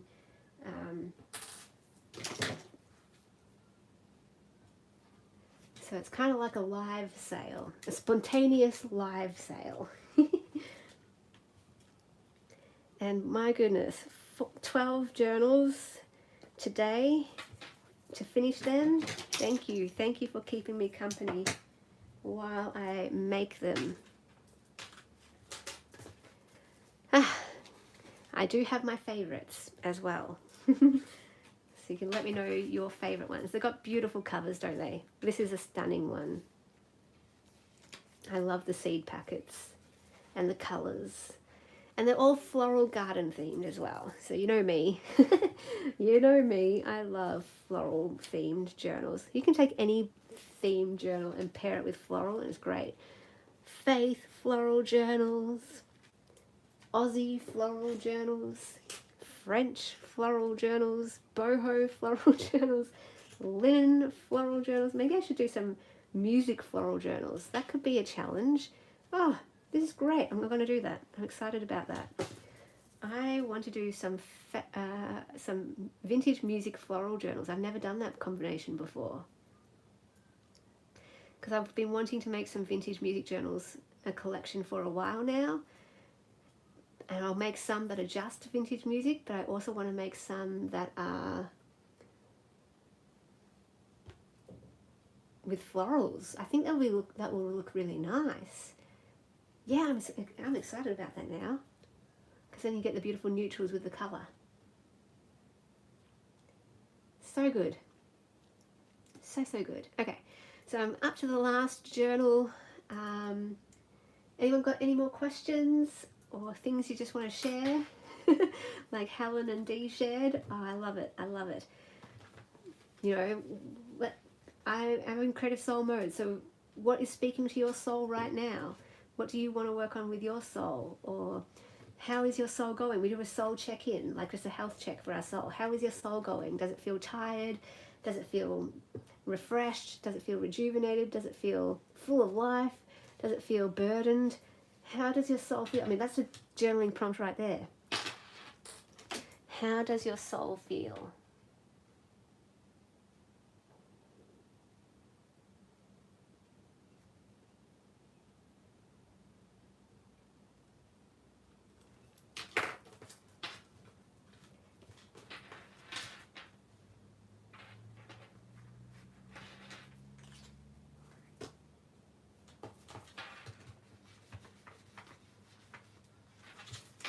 This has been such a great session. I've been brainstorming. I've come up with new ideas. Thank you.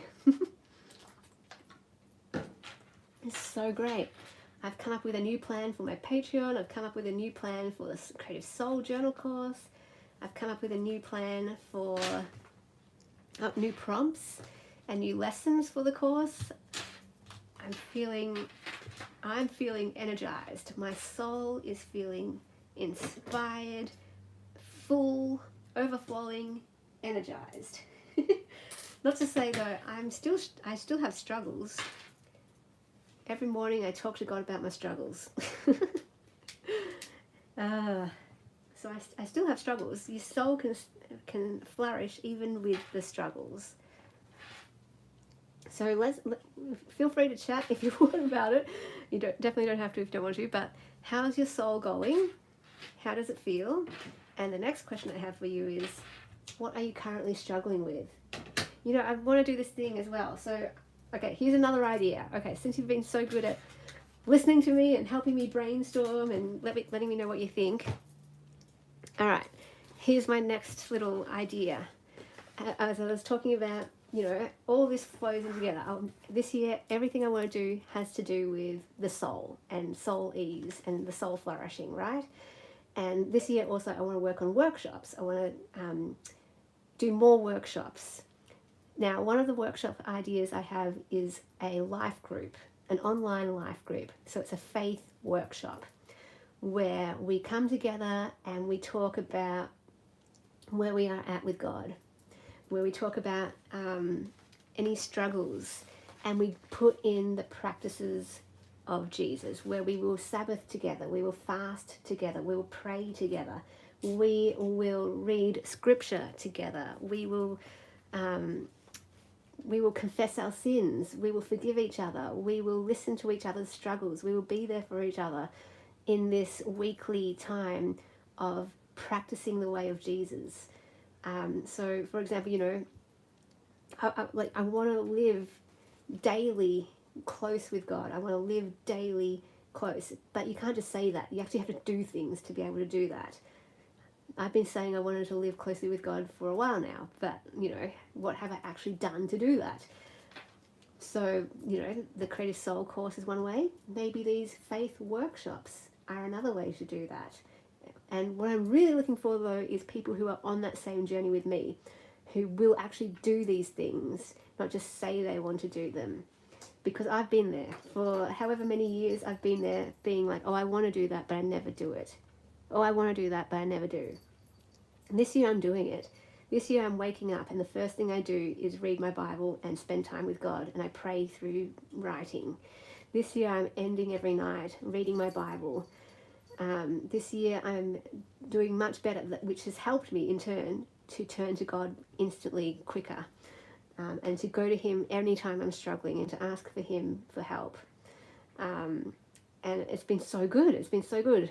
Like, I don't know, it's a slow practice, but it's helping. And this is modeling after Jesus. He always went into solitude. He always went into quiet places to be with God, to be with his Father, to hear from him, to be strengthened. So that's my time every morning, half hour, to be strengthened, to hear God's voice, to live out of that place each morning. And then, the daily struggles happen, and we are all doing our best. And, then we can come back, and every morning I'm trying to learn this practice of confessing my sins, being freed by that forgiveness, and asking for help with my struggles, and living in that freedom and living in that love, peace and joy, and going to that source of love, peace and joy, and knowing there is so much more life, and I'm feeling so much more energized, I'm feeling so much more peace, feeling so much more all of that. All of that. So if anyone is watching to the replay, and this is speaking to you, and you're with me, and you're like, yeah, I want to do that too. I don't know if anyone's interested. I've got no idea.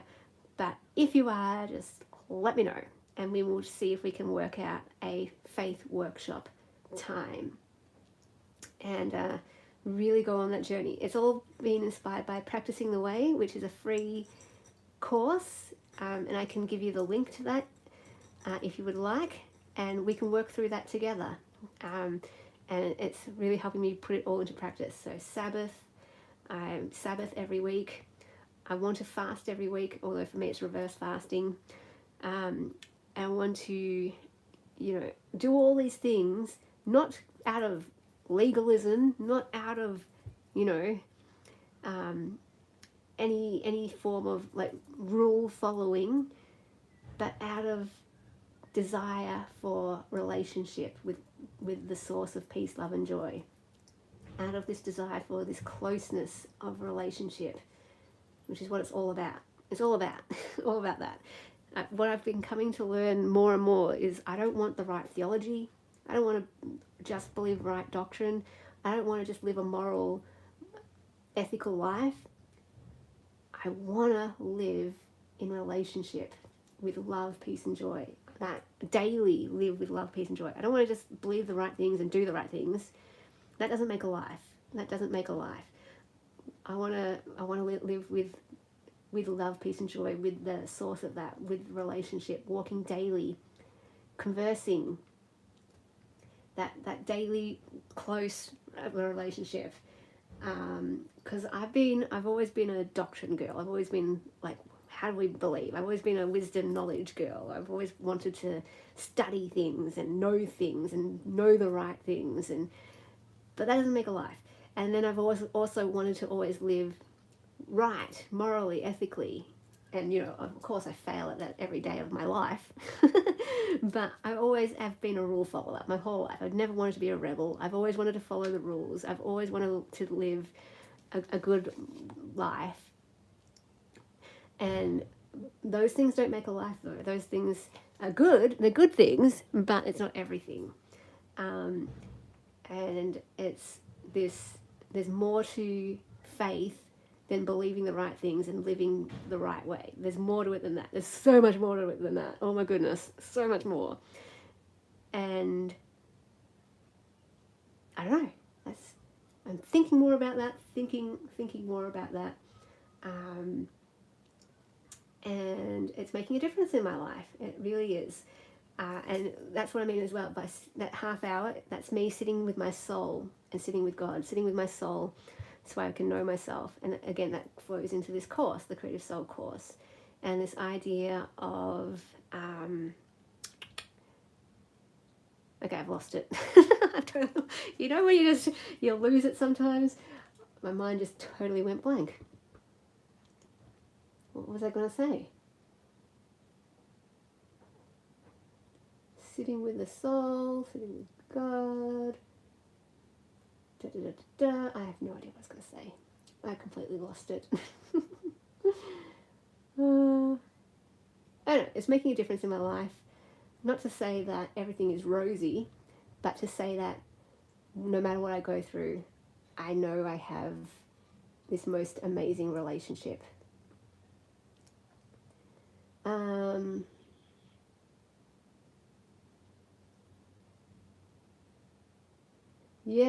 Yeah. So cool, Sandy. Okay, everyone, just do something with me. Click your screen. Check that little live word in the bottom of the video. Click that and make sure there's a red dot next to the live. Okay, I've just done it then. So if you do it at the same time as me, that means we should all be on the same page and there's no lag. And just remember to do that every half hour or so. Otherwise, there's crazy lag. All right, so enough chatting. Let me show you these journals. If you want to see the inside, of any one of them, let me know. But we'll go through these each. I guess if you want me to read the scriptures, let me know if you want me to read the scriptures too. But I'll just show the covers for now because there's a lot of them. So there's that one. There is this one. If I'm going too fast, just let me know. I can show you anything in more detail if you would like. Such beautiful covers. Such beautiful covers. And hoping that, the right scripture will go to the right person. Everyone will have something that speaks to them. And it will be different for every person.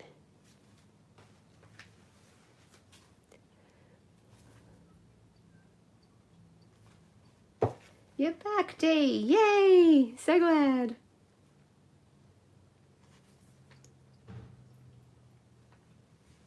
Yeah, I brainstormed quite a lot then.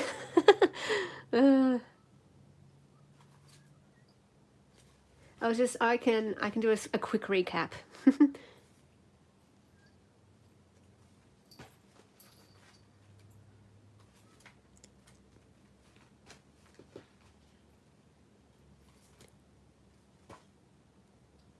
I like putting yourself into the journal, this idea of like you're sitting on the porch, having time with God.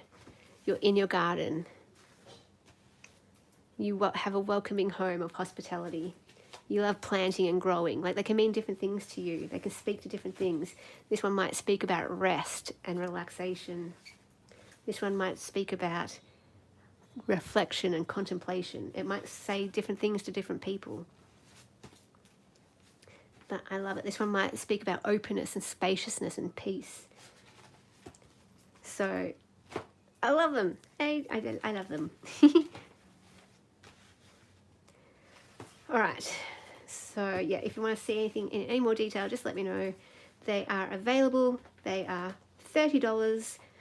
And yeah, okay. I'm going to take a drink of water.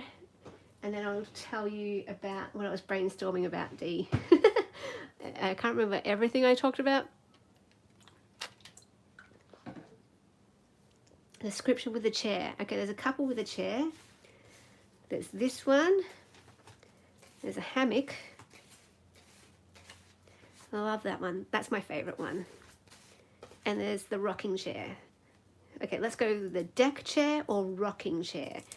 Deck chair says, "Beloved, I pray that all may go well with you and that you may be in good health, just as it is well with your soul." Oh my gosh. A true soul journal. I love that. You have to go. No worries, Liz. So lovely having you here. Hopefully we'll get to see you again at some point. Oh, thank you. You're too kind. Thank you so much.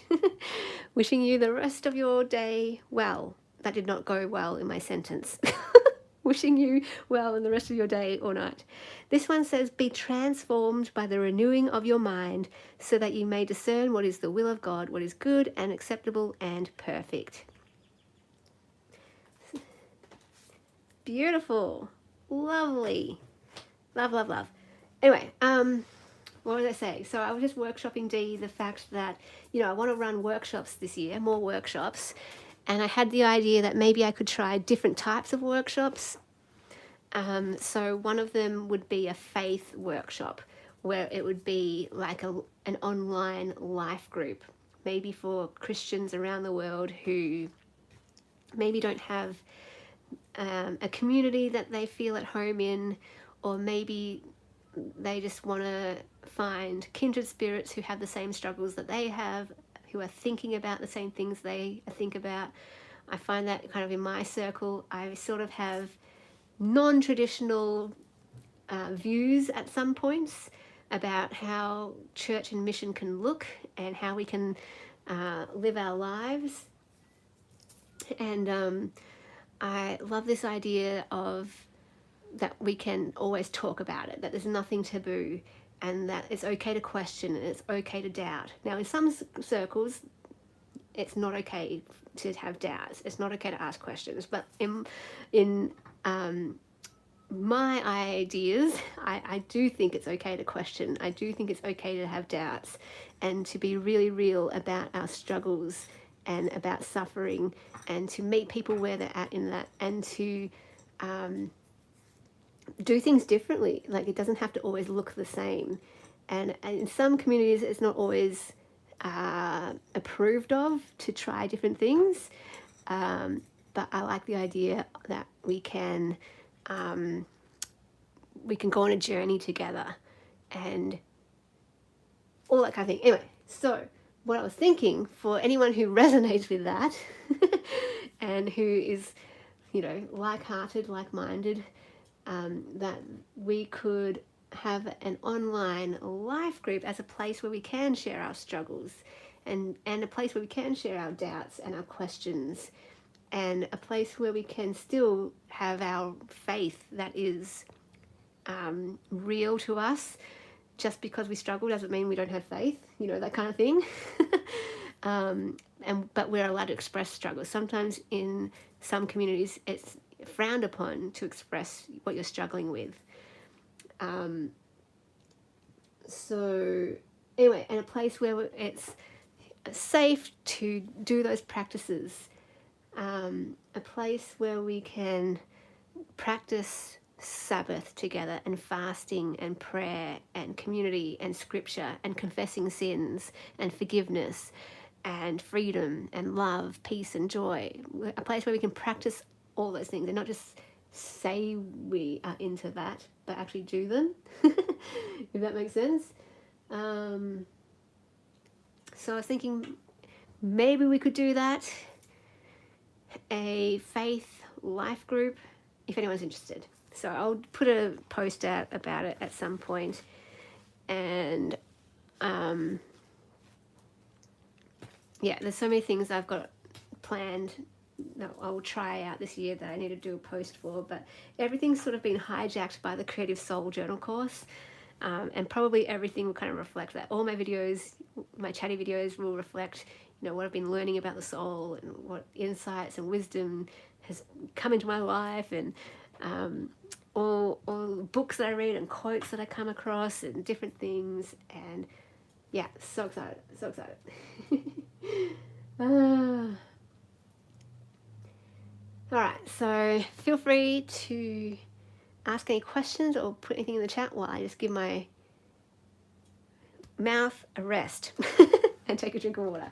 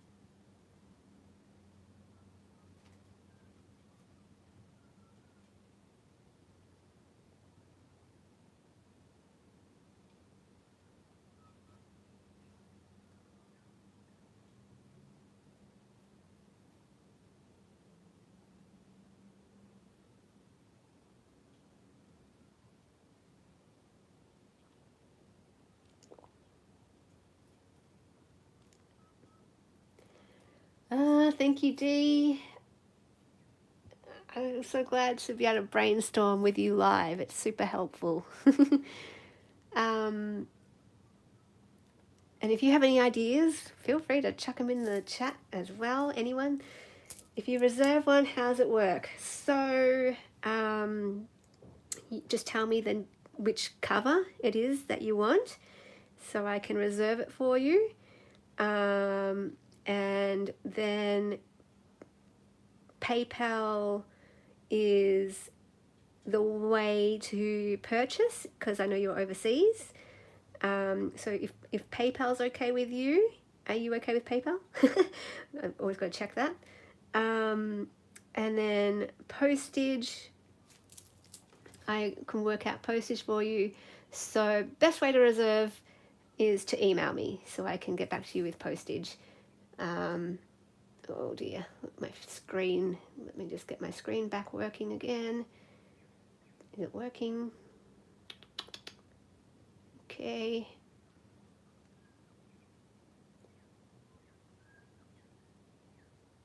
Cool.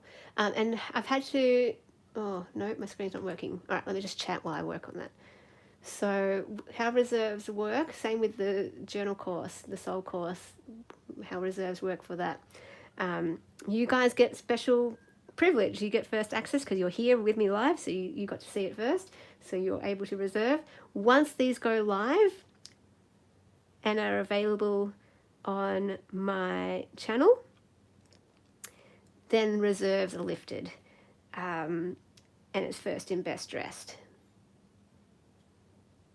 So I can tell you these will go on my channel. When will these go on my channel? So I've got a few other things I need to film first. So I'm thinking this will go on my channel by the 24th. So on the 24th of February, these will go on my channel. So any reserves need to be paid by then, or else they'll be released to the public. And then it's first in best dressed. What is going on? I can't see you. Oh, okay. Let me try and get out of that. We'll close that down and open it back up again. Okay, I cannot see you.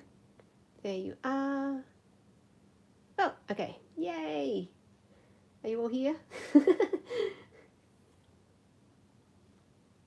Anyway, was that clear? That was very rambly. Okay, so you can reserve by telling me the cover, email me the cover, and I'll get back to you with postage. Then you PayPal it when you're ready, and you've got until Monday 24th of Feb, and then it goes to the public. Does that make sense? Is that making sense? You're excited to join for. Oh yeah, you decided, Dee? I'm so excited too. And I'm so glad that we can incorporate weekly workshops into it. That is awesome. Awesome. Yes, I was hoping, that gives people time to plan ahead for it, to budget and save for it if they need to, and make the most of that early bird price. But yeah, if you do miss the early bird price, you can still join, of course. You can still join. I will reserve your spot, so that leaves 7 spots remaining. Thank you for letting me know. Yes, so that does mean 7 spots remain. And the same thing works with the soul course. So I will compile a wait list. So if people don't pay for the Soul Journal course by March 3rd, when it's officially starting, then it goes to the next in line. Your spot will go to next in line. And yeah, so everyone who's reserved for the Soul Journal course, you've got until March 3rd, and the early bird price ends at March 1st. And then March 3rd is full bird price. Full bird, is that a word? Is that a phrase? It goes to full price. And then you've got until March 3rd to keep your spot reserved. After that, it's just going to go to next in line or open up to the public. Hope that all makes sense. Because I know some people are in the process now of budgeting for it. They've already reserved their spot. They've let me know, and they've let me know that they are budgeting for it so that they can also make use of the early bird price. Question. Yay, I love questions. It's great. If someone wants to join after the first of the year, can they do that? And do they find out how by email you?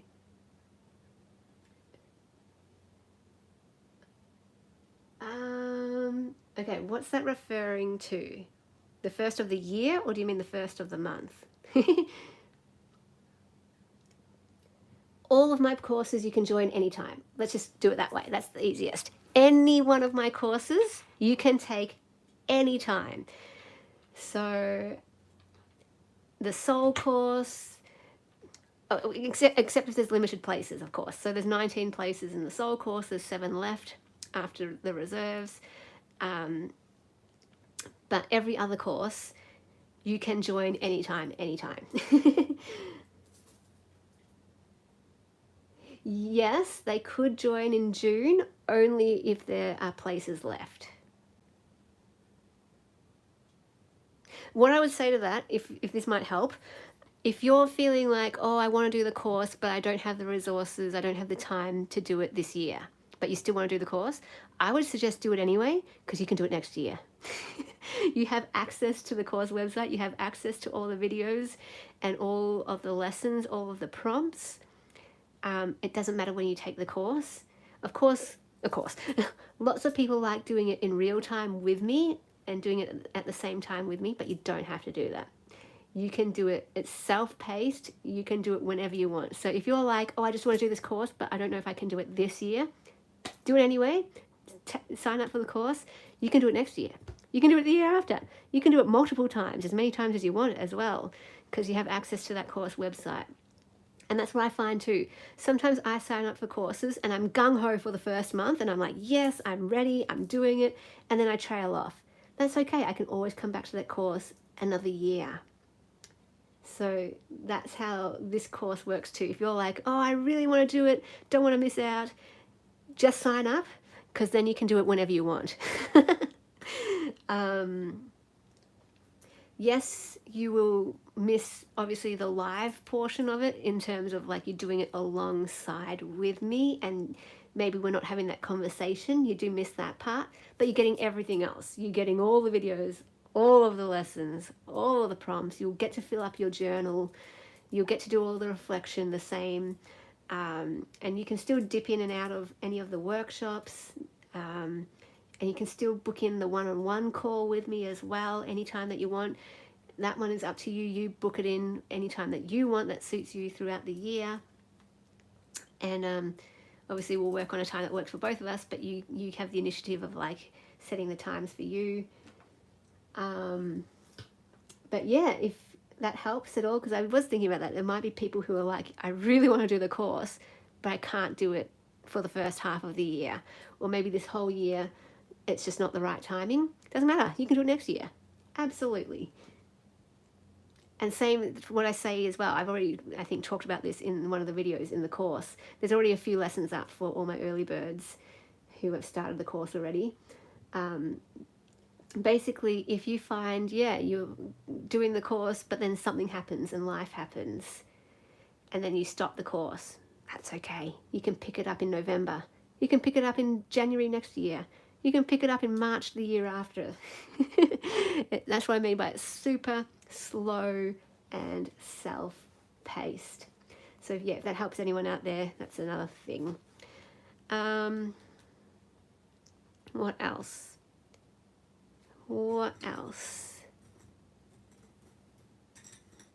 I don't know. Any more questions? That will give me something else to chat about.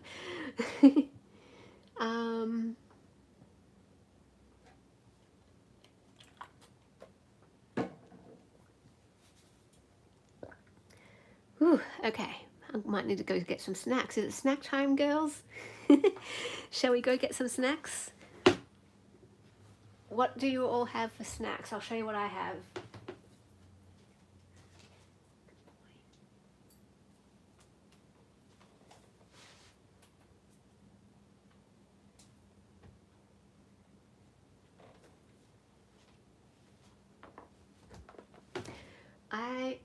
made myself up a trail mix. So I made my own trail mix of the things that I like. Oh, good. I love this, Dee. Thank you. Thank you. Yes, any questions? I love any questions, and I especially love story time. What led me to Bowen? Well, okay. When I was in Melbourne, I'm from Melbourne. Oh gosh, I probably shouldn't eat while I talk. Okay, hang on. Hang on a second. Hang on. I'll be with you a second. Didn't think that through. Did not think that through at all.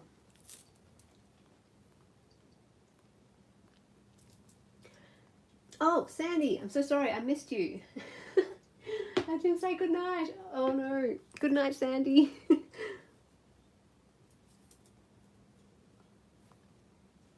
I apologize if I ever miss something in the chat. I don't mean it. It completely slipped my mind. I'm so sorry. Or I just completely miss it.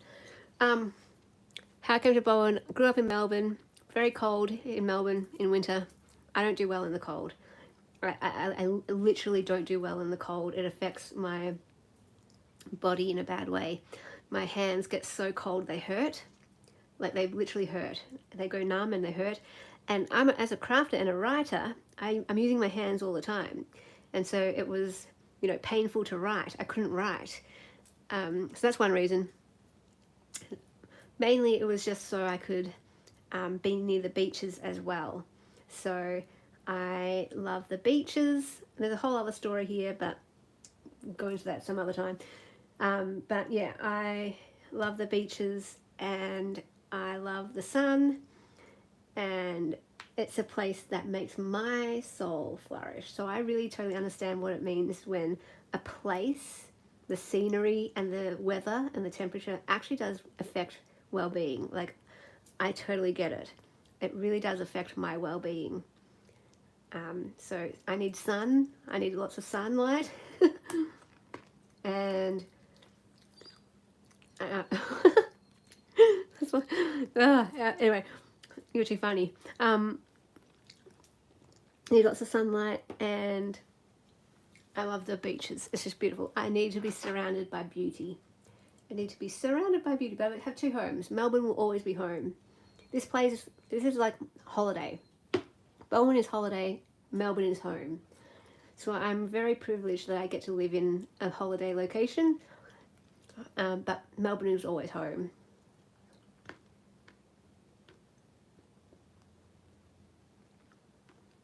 Okay, more questions. Laura, give me a question. Dee, give me a question. Love it, love it. And anyone else in the chat, feel free to introduce yourselves. Everyone here is super friendly. And let us know where you're from, or let me know what you're doing while you are watching. Always like to hear that too. Yes, there are kangaroos here. That's actually amazing. In Melbourne, where I lived, we had kangaroos near us. Because I lived in the bush. In Melbourne, I lived in the bush, in the Dandenongs. And so whenever people saw a kangaroo, they're like, oh, you have kangaroos? I'm like, yeah, I know. And then I came to Bowen, and it's farm. It's farm and beach.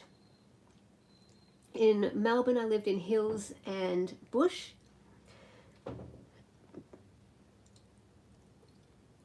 In Bowen, I live in beach and farms. And there's kangaroos here too. I live in a rural area. I do live in a rural area.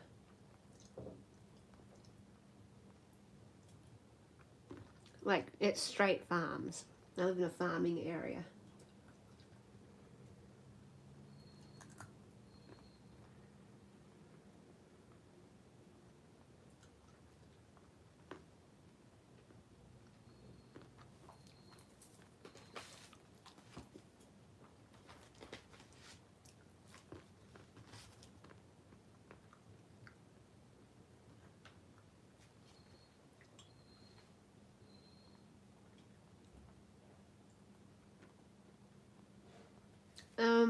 They're gentle.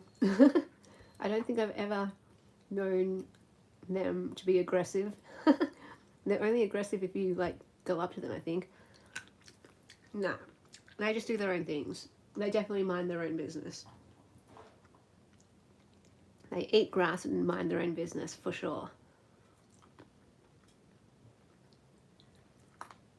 So I don't think they're aggressive, but they are pests. In that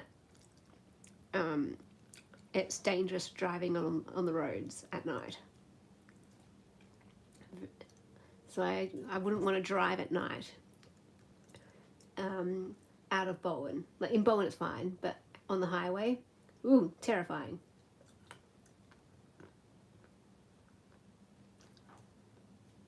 One of the scariest times of my entire life was when we were driving at dusk and there were kangaroos everywhere jumping across the road. It was terrifying. Not because they were aggressive, I was terrified that we were going to hit one. It was not a fun time.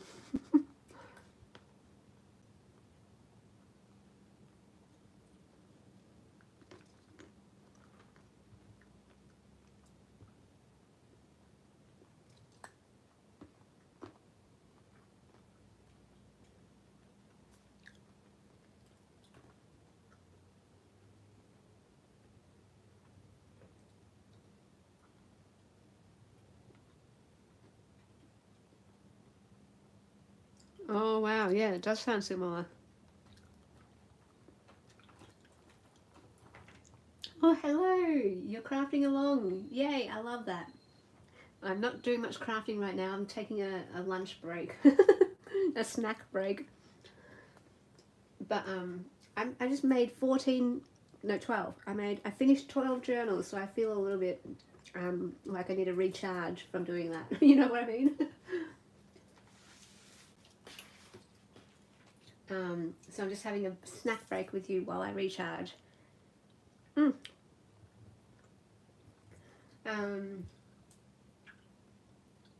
Nice. Oh, I love that question. Thank you for that question. What a great question. Okay. Story time. Let me put this away. And let me just finish this one last nut. Cashew.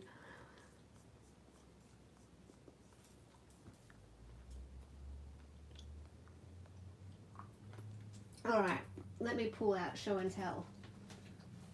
Let me pull out show and tell.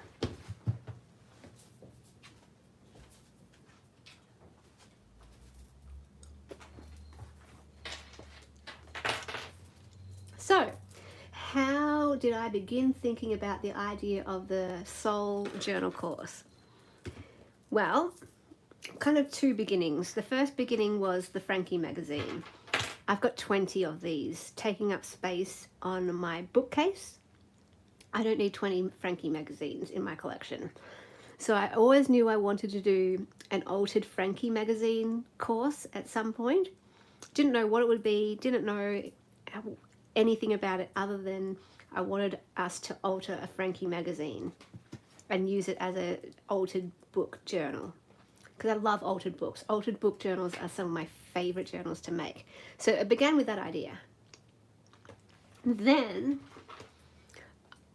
last year, oh, I need another show and tell. Okay.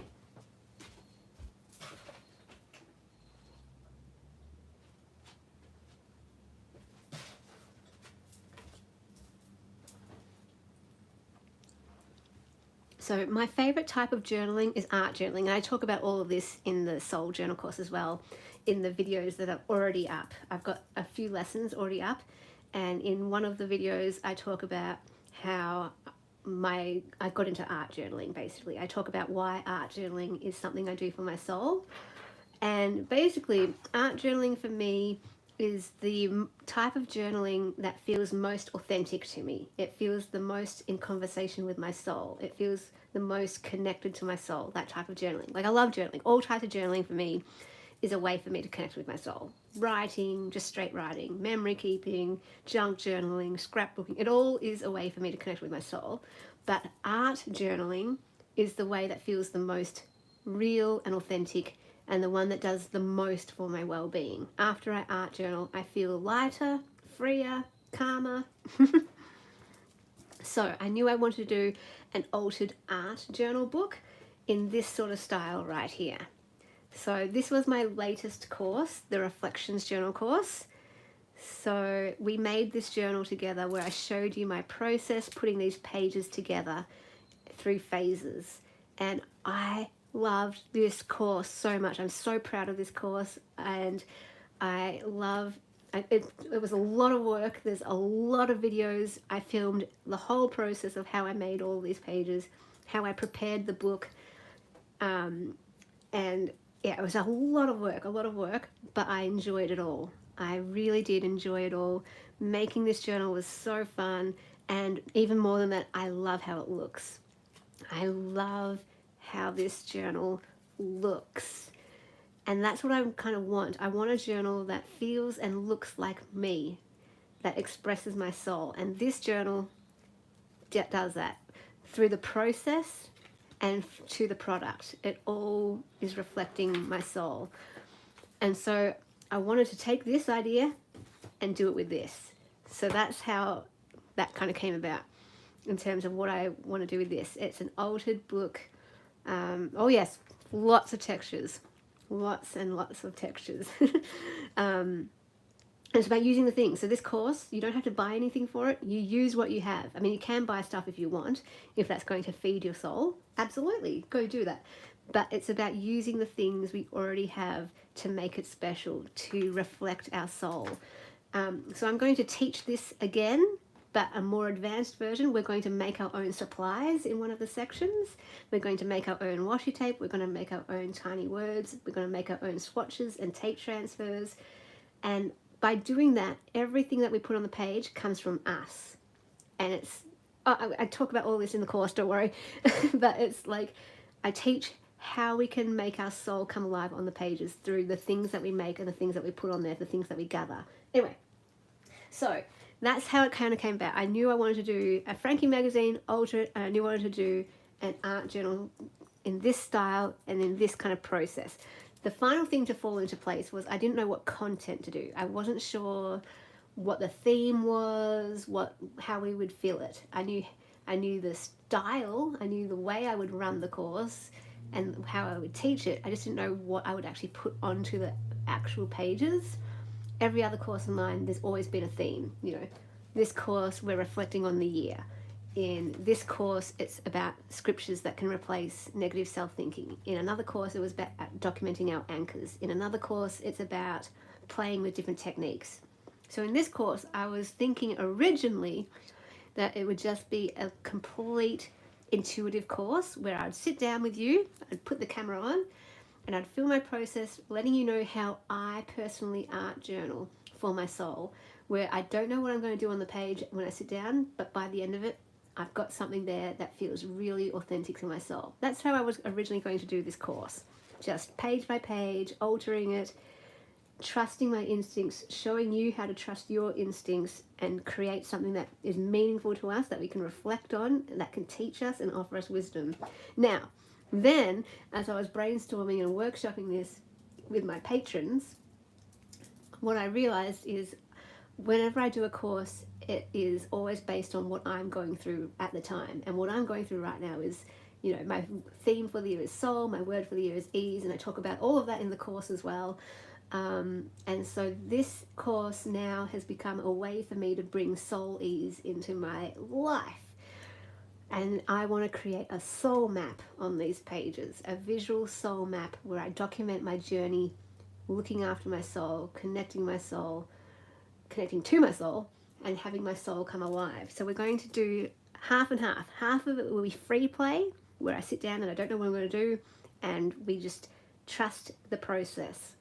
I really want to teach that process, because a lot of people come to me saying, you know, I've lost my mojo, I'm stuck in a rut, I don't know what to create, and they rely on my courses or other people's courses to tell them what to create.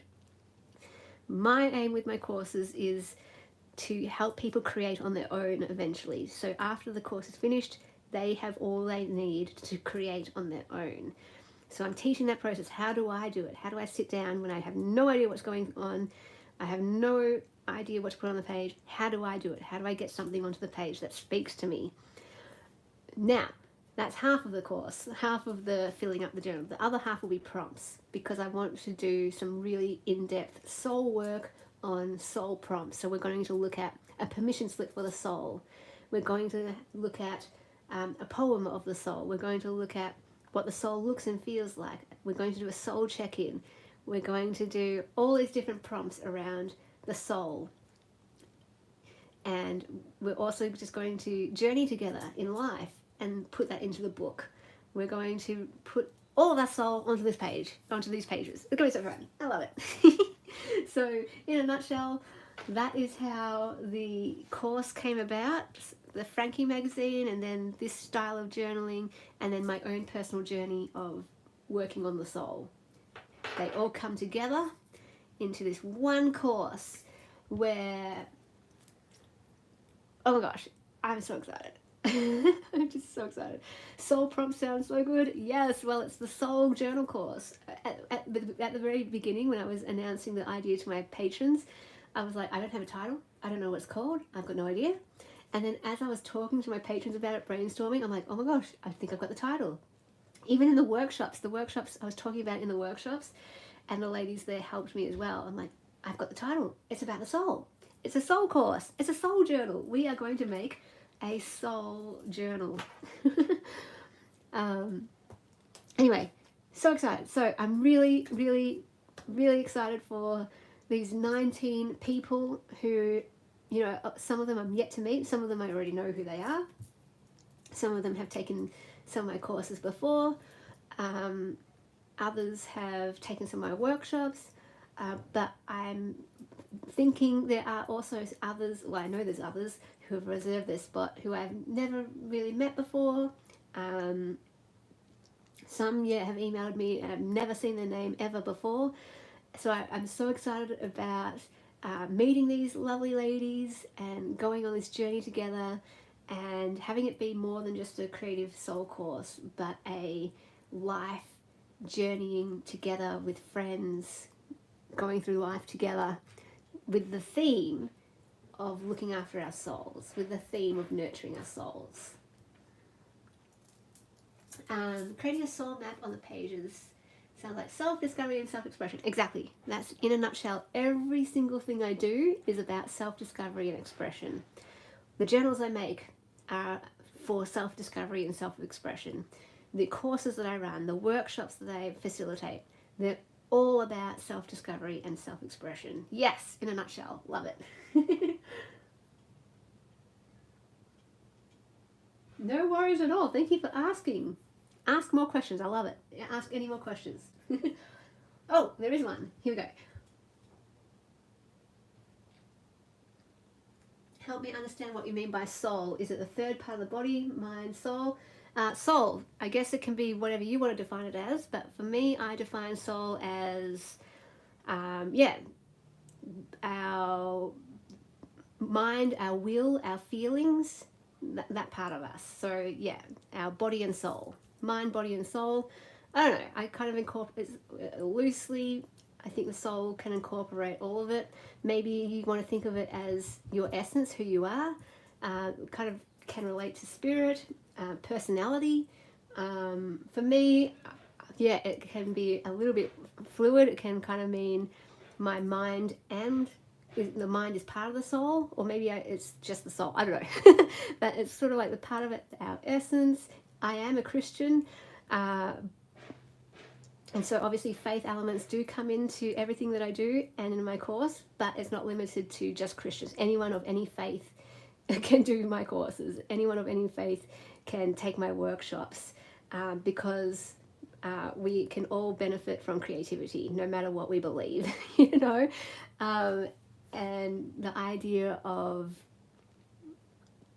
you know, we all have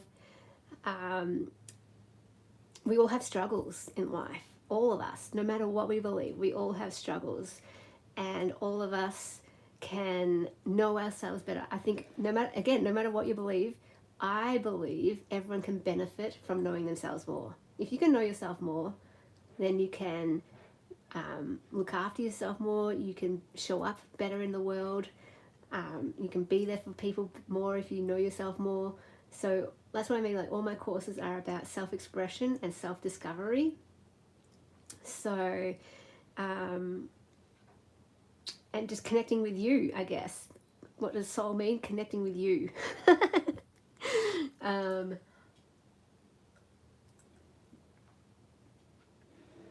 on, my screen is just frozen again. My internet just keeps dropping out and then dropping in, dropping out, dropping out. So let me see if I can refresh my page and get you all back. Okay, where are you? Where are you? Nope. Okay, let me try that again.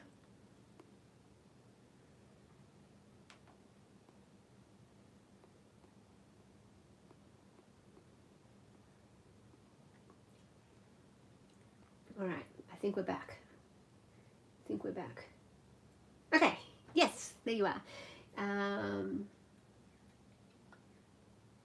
Yeah, a soul map, for sure.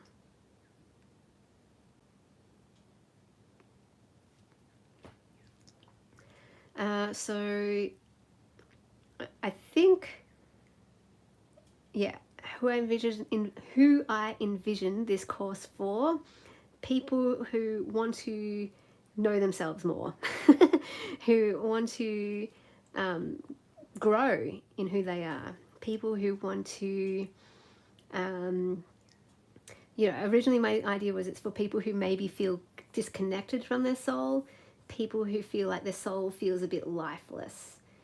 But it could also be for people who do feel connected to their soul and their soul has a lot of life, but they want to do more with their soul. They just want to keep on going and flourish with their soul, if that makes sense. Okay, does that clarify? Yeah. So I guess that's always a good question, like who is this course for? The course is for anyone who just loves self-expression and self-discovery. Yeah, that's it, Dee, that's it. Because, I do feel like my soul, I do feel connected to my soul, but I feel like I can be more connected to my soul. A few years ago, I felt totally disconnected from my soul, felt totally lost. And what got me back to my soul was through journaling and creativity, through seeing myself on the page. That helped me to face myself and know what was in my soul. So I've still got that. I'm in connection with my soul. My soul feels like it has life. But I'm doing this course because I want more life. I want to have more connection with my soul. I want to grow more. I want more peace in my soul. I want more love in my soul. So yeah, it could be for you too. Originally it was like, okay, it's for people who feel disconnected from the soul. But no, it can be for people who are connected and they just want to grow more. And of course, this course, I keep saying that, this course is not going to be for everyone. For those people who aren't interested in soul work, for people who aren't interested in looking for meaning everywhere, and who aren't interested in self-discovery and looking for deeper wisdom and stuff. Doesn't matter. That's okay. Some people just want the fun. Some people just want creative fun, and that's awesome. There are so many courses out there for you if you just want creative fun. Love that. If that's what's going to be good for you, do that. Absolutely. For me, every single thing that I do always has some deeper meaning. I want to pull out wisdom. I want to learn. I want to grow. I want to do deep work. I want to yeah, I don't want to just do the fun stuff. I want to go deep. I want to go real deep.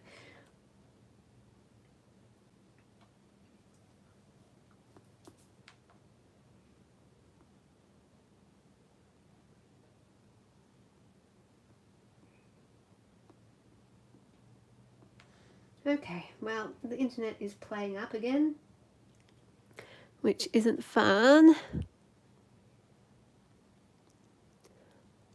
Let me see if I can get you back.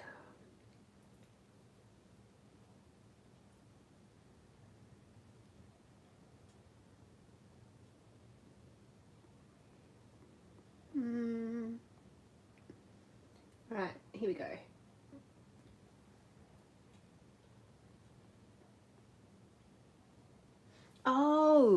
Gotcha, Dee. For someone who's in transition. I love that. Yeah.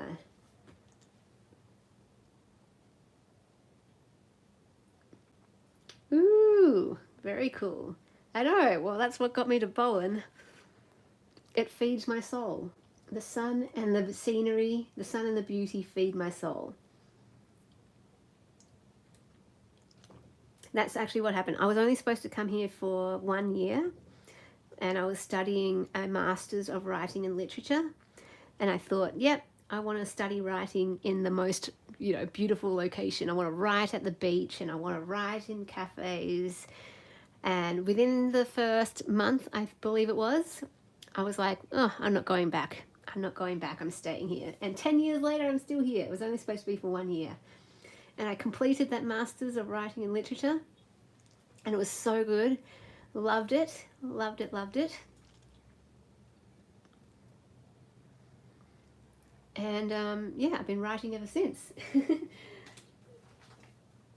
And it's led to me publishing books. I published these books in Bowen. Like, maybe if I never came to Bowen, I never would have written these books.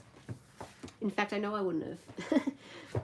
This book was my first book that I published that kind of tracks my journey in Bowen. I went through, yeah, it was rocky. When I did move, the first year was like the honeymoon phase, and the 2 years after it, I got depression and anxiety because it changed how I thought about myself. When you move locations, sometimes it can change how you see yourself, and you feel a bit disorientated and you don't know who you are anymore. Well, that's what happened to me when I moved. It doesn't happen to everyone, but it did to me because I was in a different culture, I was in a different, place, and I kind of lost touch with myself and went through depression and anxiety, and so I wrote a book about it. Maybe if I never moved to Bowen, I would never have written this book. And then this book is my most recent book that I published. That is available, so if anyone is interested in this book, you are most welcome to purchase. Let me see if I can get a link, because it's not in the description box of this live, but it is in this description box of my other videos, my previous videos. So if you're overseas, it's cheaper to buy this book if you're overseas on the website. If you're in Australia, it's cheaper to purchase directly from me due to postage. So if you're overseas, it will post much cheaper. I think it would anyway. Oh, dope. I got the website and then I totally clicked off it before copy and pasting it.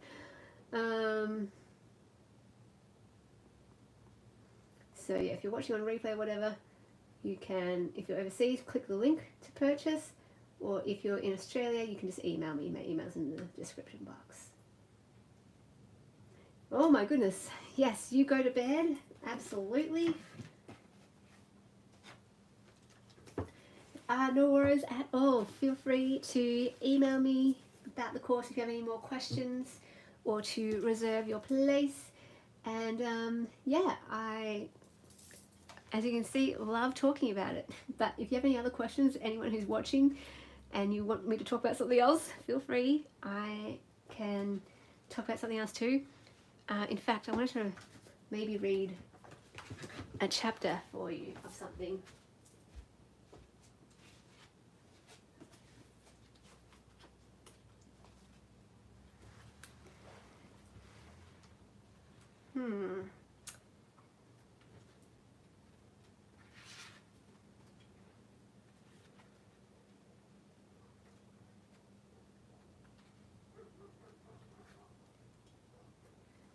No worries at all. You have a good sleep, and yeah, I'll email you tomorrow as well.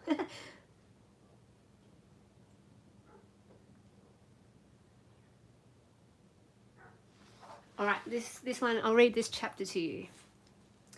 This is a book called Hope by Tim Costello, and I read a piece of this on my channel in a video on Saturday, in a crafting video. And this one's just a short chapter, but I want to read it because it's one that I tabbed, and I'll share about why I tabbed it later. And this is kind of the stuff that I do in the Creative Soul course. I'll read a chapter to you, or read a quote, and let you know how it's why I'm thinking about it, and how it's impacting me, and how that would translate into my journal, my soul journal. So here's a little preview of the Creative Soul course. All right, here we go. The chapter title is Better Than I Used to Be. Black music has always stirred something in me. It is music that is born in suffering. The spirituals emerged from slavery. We speak today of slavery to drugs, drink, or gambling. We understand an addiction as that which consumes the life of the sufferer. But human slavery was an addiction of legally sanctioned evil. A master lawfully consumed the life of another human. A master literally took over the lives of his slaves and their families and consumed their hopes and very existence, not according to their needs, but his. Legally, the slaves only existed for someone else. To sing when in such chains was to literally call up hope from the bowels of evil and despair. When I first heard the Blind Boys of Alabama perform live in Melbourne, I was transported to the fields of the American South. Even today, with slavery abolished and civil rights won, I realized that if you are black and blind from the South like Alabama, you are still starting way behind. Yet music and spirituals are still the consolation and source for hope, or in the Blind Boys' case, musical achievement. The song that touched me that night was called I'm Getting Better All the Time. There is a line in the chorus, I am not what I ought to be, but I am better than I used to be. Why did it move me? Maybe it was because I have been born into a religious tradition with a strong streak of perfectionism called holiness. Truthfully, trying to be holy is crippling because the bar is way too high. I have learned that expectations in life are important because if they are too low, we do not strive to do better. If they are too high, we feel crushed and give up. Managing expectations appropriately seems to be the great trick in getting life right. To hear the Blind Boys catch in one musical refrain both a realistic and, for me, a perfect pitch of expectations was wonderful. It acknowledges the need to keep trying, but also to accept failures. This was soul-soothing. And coming from them, it resonated with the legacy of centuries of suffering and gave me hope. So I can go on knowing I am certainly not what I ought to be, but still I am better than I used to be. And that is enough for the moment. So this one really spoke to me because I love this line in particular. We have a need to keep trying, but also to accept failures. And look, how fitting. This was soul-soothing. I found a soul-soothing line. So relevant.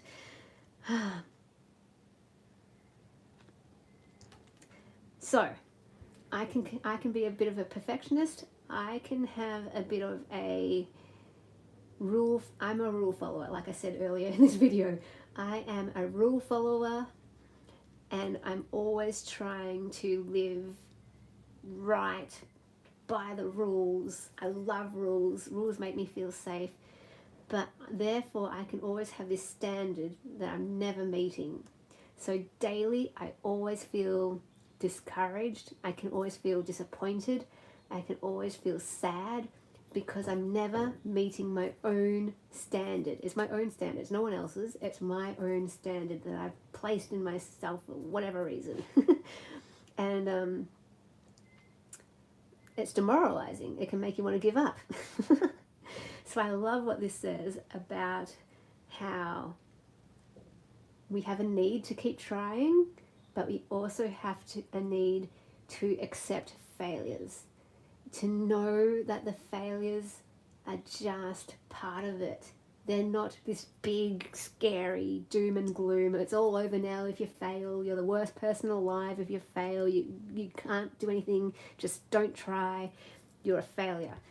No. Failure is not a negative thing.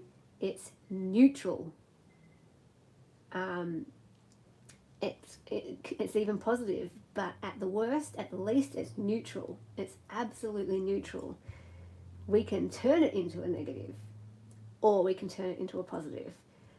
And so I always saw like my failures, my daily failures, as something to make me feel so down on myself, like really down on myself. And at times more than others, this is one of my current struggles actually. Like every night I go to bed, I'm just like, wow, I failed again, failed again, failed again, failed again. Failed again. And it can wear on you. It can make you, I'm just looking at my glue, there's something in my glue. Anyway, it can make you get really down on yourself, all that kind of thing. Anyway, and it's just my own stupid standard. It's not even a real standard, it's just my own. Anyway, so I love this idea. Accept the failures. Just accept them. You don't have to get rid of them. You don't have to like celebrate them. Just accept them. Pure and simple, accept them. And just know that they're part of it. They're part of it. There's nothing that makes you have to drag yourself down. There's nothing that makes you beat yourself up or discourages you. Don't let failures discourage you. Don't let them discourage you. You just keep on going. You just keep on going. And I love that. Like, I'm not what I ought to be, but I'm better than I used to be. And that is enough for the moment. I love that idea. I'm enough for the moment. Look at you go. Go, Laura. I am enough for the moment. What about that line too? How about that line? We are all enough for this moment by moment, and therefore we are enough for every moment to come. So yeah, I love that because this speaks to me, because I am a person who gets pulled under by my own failures. And you don't have to. That's a different approach. Maybe you never knew that. Maybe I didn't know that in the past. But to be opened up to a new perspective, it's like, failures are not a negative. They're not something that drag you under. They're just a thing. They're a thing like the carpet on your feet. It's not good or bad, it's just carpet. It's just a failure, whatever. Oh man, I'm an overthinker. I am one of the biggest overthinkers you'll ever meet. I am a huge overthinker. And anyway, so I just wanted to read that to you and let you know the failures are okay, and that's encouraging for me anytime where I get stuck in my own failure at life. My own failure at life. Okay, so I'll read a book of my own, a chapter from my own that speaks to me. We used to do this, we used to do story time. If there's any picture that you want me to read, just let me know.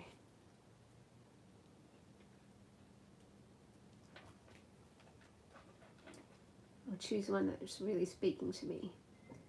You know, enough of time has passed that I'm like, oh, I probably could read this again and let it speak to me now.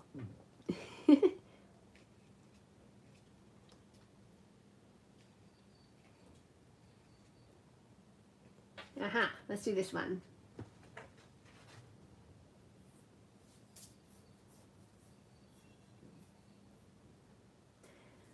Ah, nice, Dee. Reframing, that's a good one. Kind of relates to this chapter actually. Choose your thoughts. I love this one. Choose your thoughts the way you choose which clothes to wear each day. I got this insight from Eat, Pray, Love by Elizabeth Gilbert. Whenever I start to brood, judge, or criticize myself, and that negative self-talk enters my mind, 700 times a day, I can repeat my vow. I love myself and I love others. Whenever I start to get angry at myself and call myself names like idiot, stupid, and freak, I can repeat my vow. There is only love. It actually does change my attitude, perspective, emotions, and behavior. I love myself and I love others. It changes me because when I love myself, I seek better things for myself. When I love myself, there is no room for name calling. When I love myself, judgment and anger is replaced with gentleness and kindness. I fully accept myself. There's no defense against that. Only openness. There's no fear. Only safety. I can't control the thoughts that pop into my head, but I don't have to believe them. Sometimes thoughts lie. I get to choose which thoughts I believe. And while I'm here, I may as well read this one, because this one is about failure and about a different change. This one's about a change in perspective that I had about failure. Permission to fail. Failure is often a door to success and always a door to growth. For most of my life, I ran from failure. My fear of failure meant I never tried anything new, and I said no to opportunities. It held me back and stopped me from doing the things I wanted to do. It got to a point where I was so afraid of failing that I did nothing at all. I didn't live. Now I'm learning there is no need to fear failure. Failure might look like a closed door, but it's really an open door. Failure is often a door to success. Each failure teaches me a way that doesn't work and leads me closer to a way that will work. But in the end, I learned it doesn't matter if I succeed or fail, because I'll grow from the journey. So even if I'm afraid, I can keep going. I never have to wait for fear to go away before I act. I have permission to fail, because failure doesn't make me a bad person. Failure doesn't make me worthless. Failure doesn't make me a failure. So that was very fitting. May as well read that one. So yeah, I love reading this book, because honestly, I wrote these lessons that I learned, but I forget my own lessons. So it's good just to be reminded of my own lessons. So this book is available as an ebook in my Etsy, if anyone's interested in that one. Finally, let's read something from here. If there's a page you want me to read, just let me know. Otherwise, I'll go with what I feel led to read.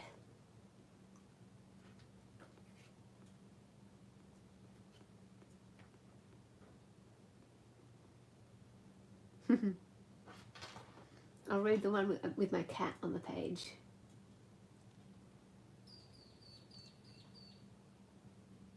Hang on, my screen just froze again. Let me check that. Ah, dear me. Okay, let me see. Alright. I want to live a slower, smaller, simpler life. Seeing where I am in me. Okay, let me try that again. Seeing where I am in each moment. That sounds like a version of a good life. Hold on to now, not running from the moment or hiding from it, knowing this is fully it. This is life and it's happening. This is the growing and the struggling and the learning and the being and the living and the treasure of it. My cat lives a simple life, not a grand life that has meaning for the whole world. He doesn't change the world, but he makes my world better. Life is better with a cat. And that one I wanted to read just because, yeah, I talk about this in the Soul Journal course, how I want to live a slower, simpler life with less.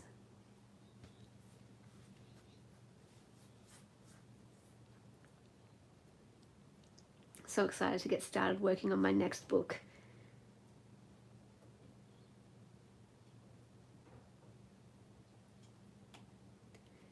As I flip through this book, it's making me want to get started on the next one.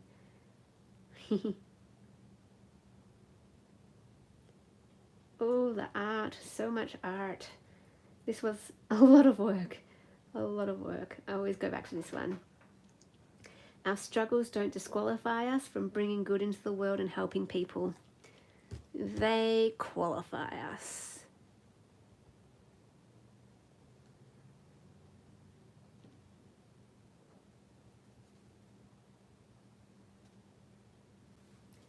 I'll read this one next to it.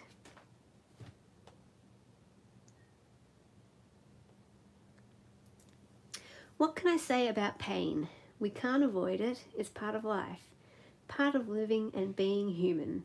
There's nothing wrong with you if you're hurting. Your pain doesn't mean you aren't loved.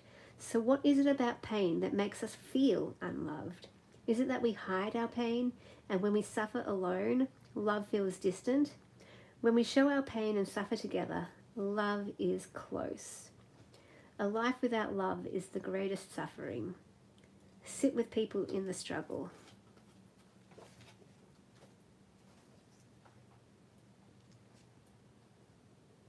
Oh, I'll read you my letter. I always love this one. This is my letter to you. Dear you, you are wonderful. I want you to know you matter. You are needed and wanted. Keep showing up, even when it's hard. You're not alone in dark places. It's okay to be different, to not fit in. You bring good into the world and are good for others by being you. You are loved in the mess, and I'm with you in the struggle. You are dearly loved, and you bring great joy.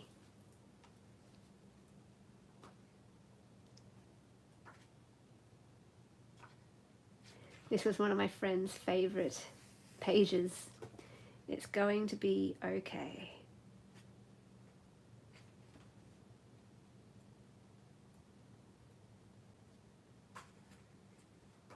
One of my all-time quotes that I have as a core belief: beauty can be found everywhere, good can be found in everyone, wisdom can be learned from everything.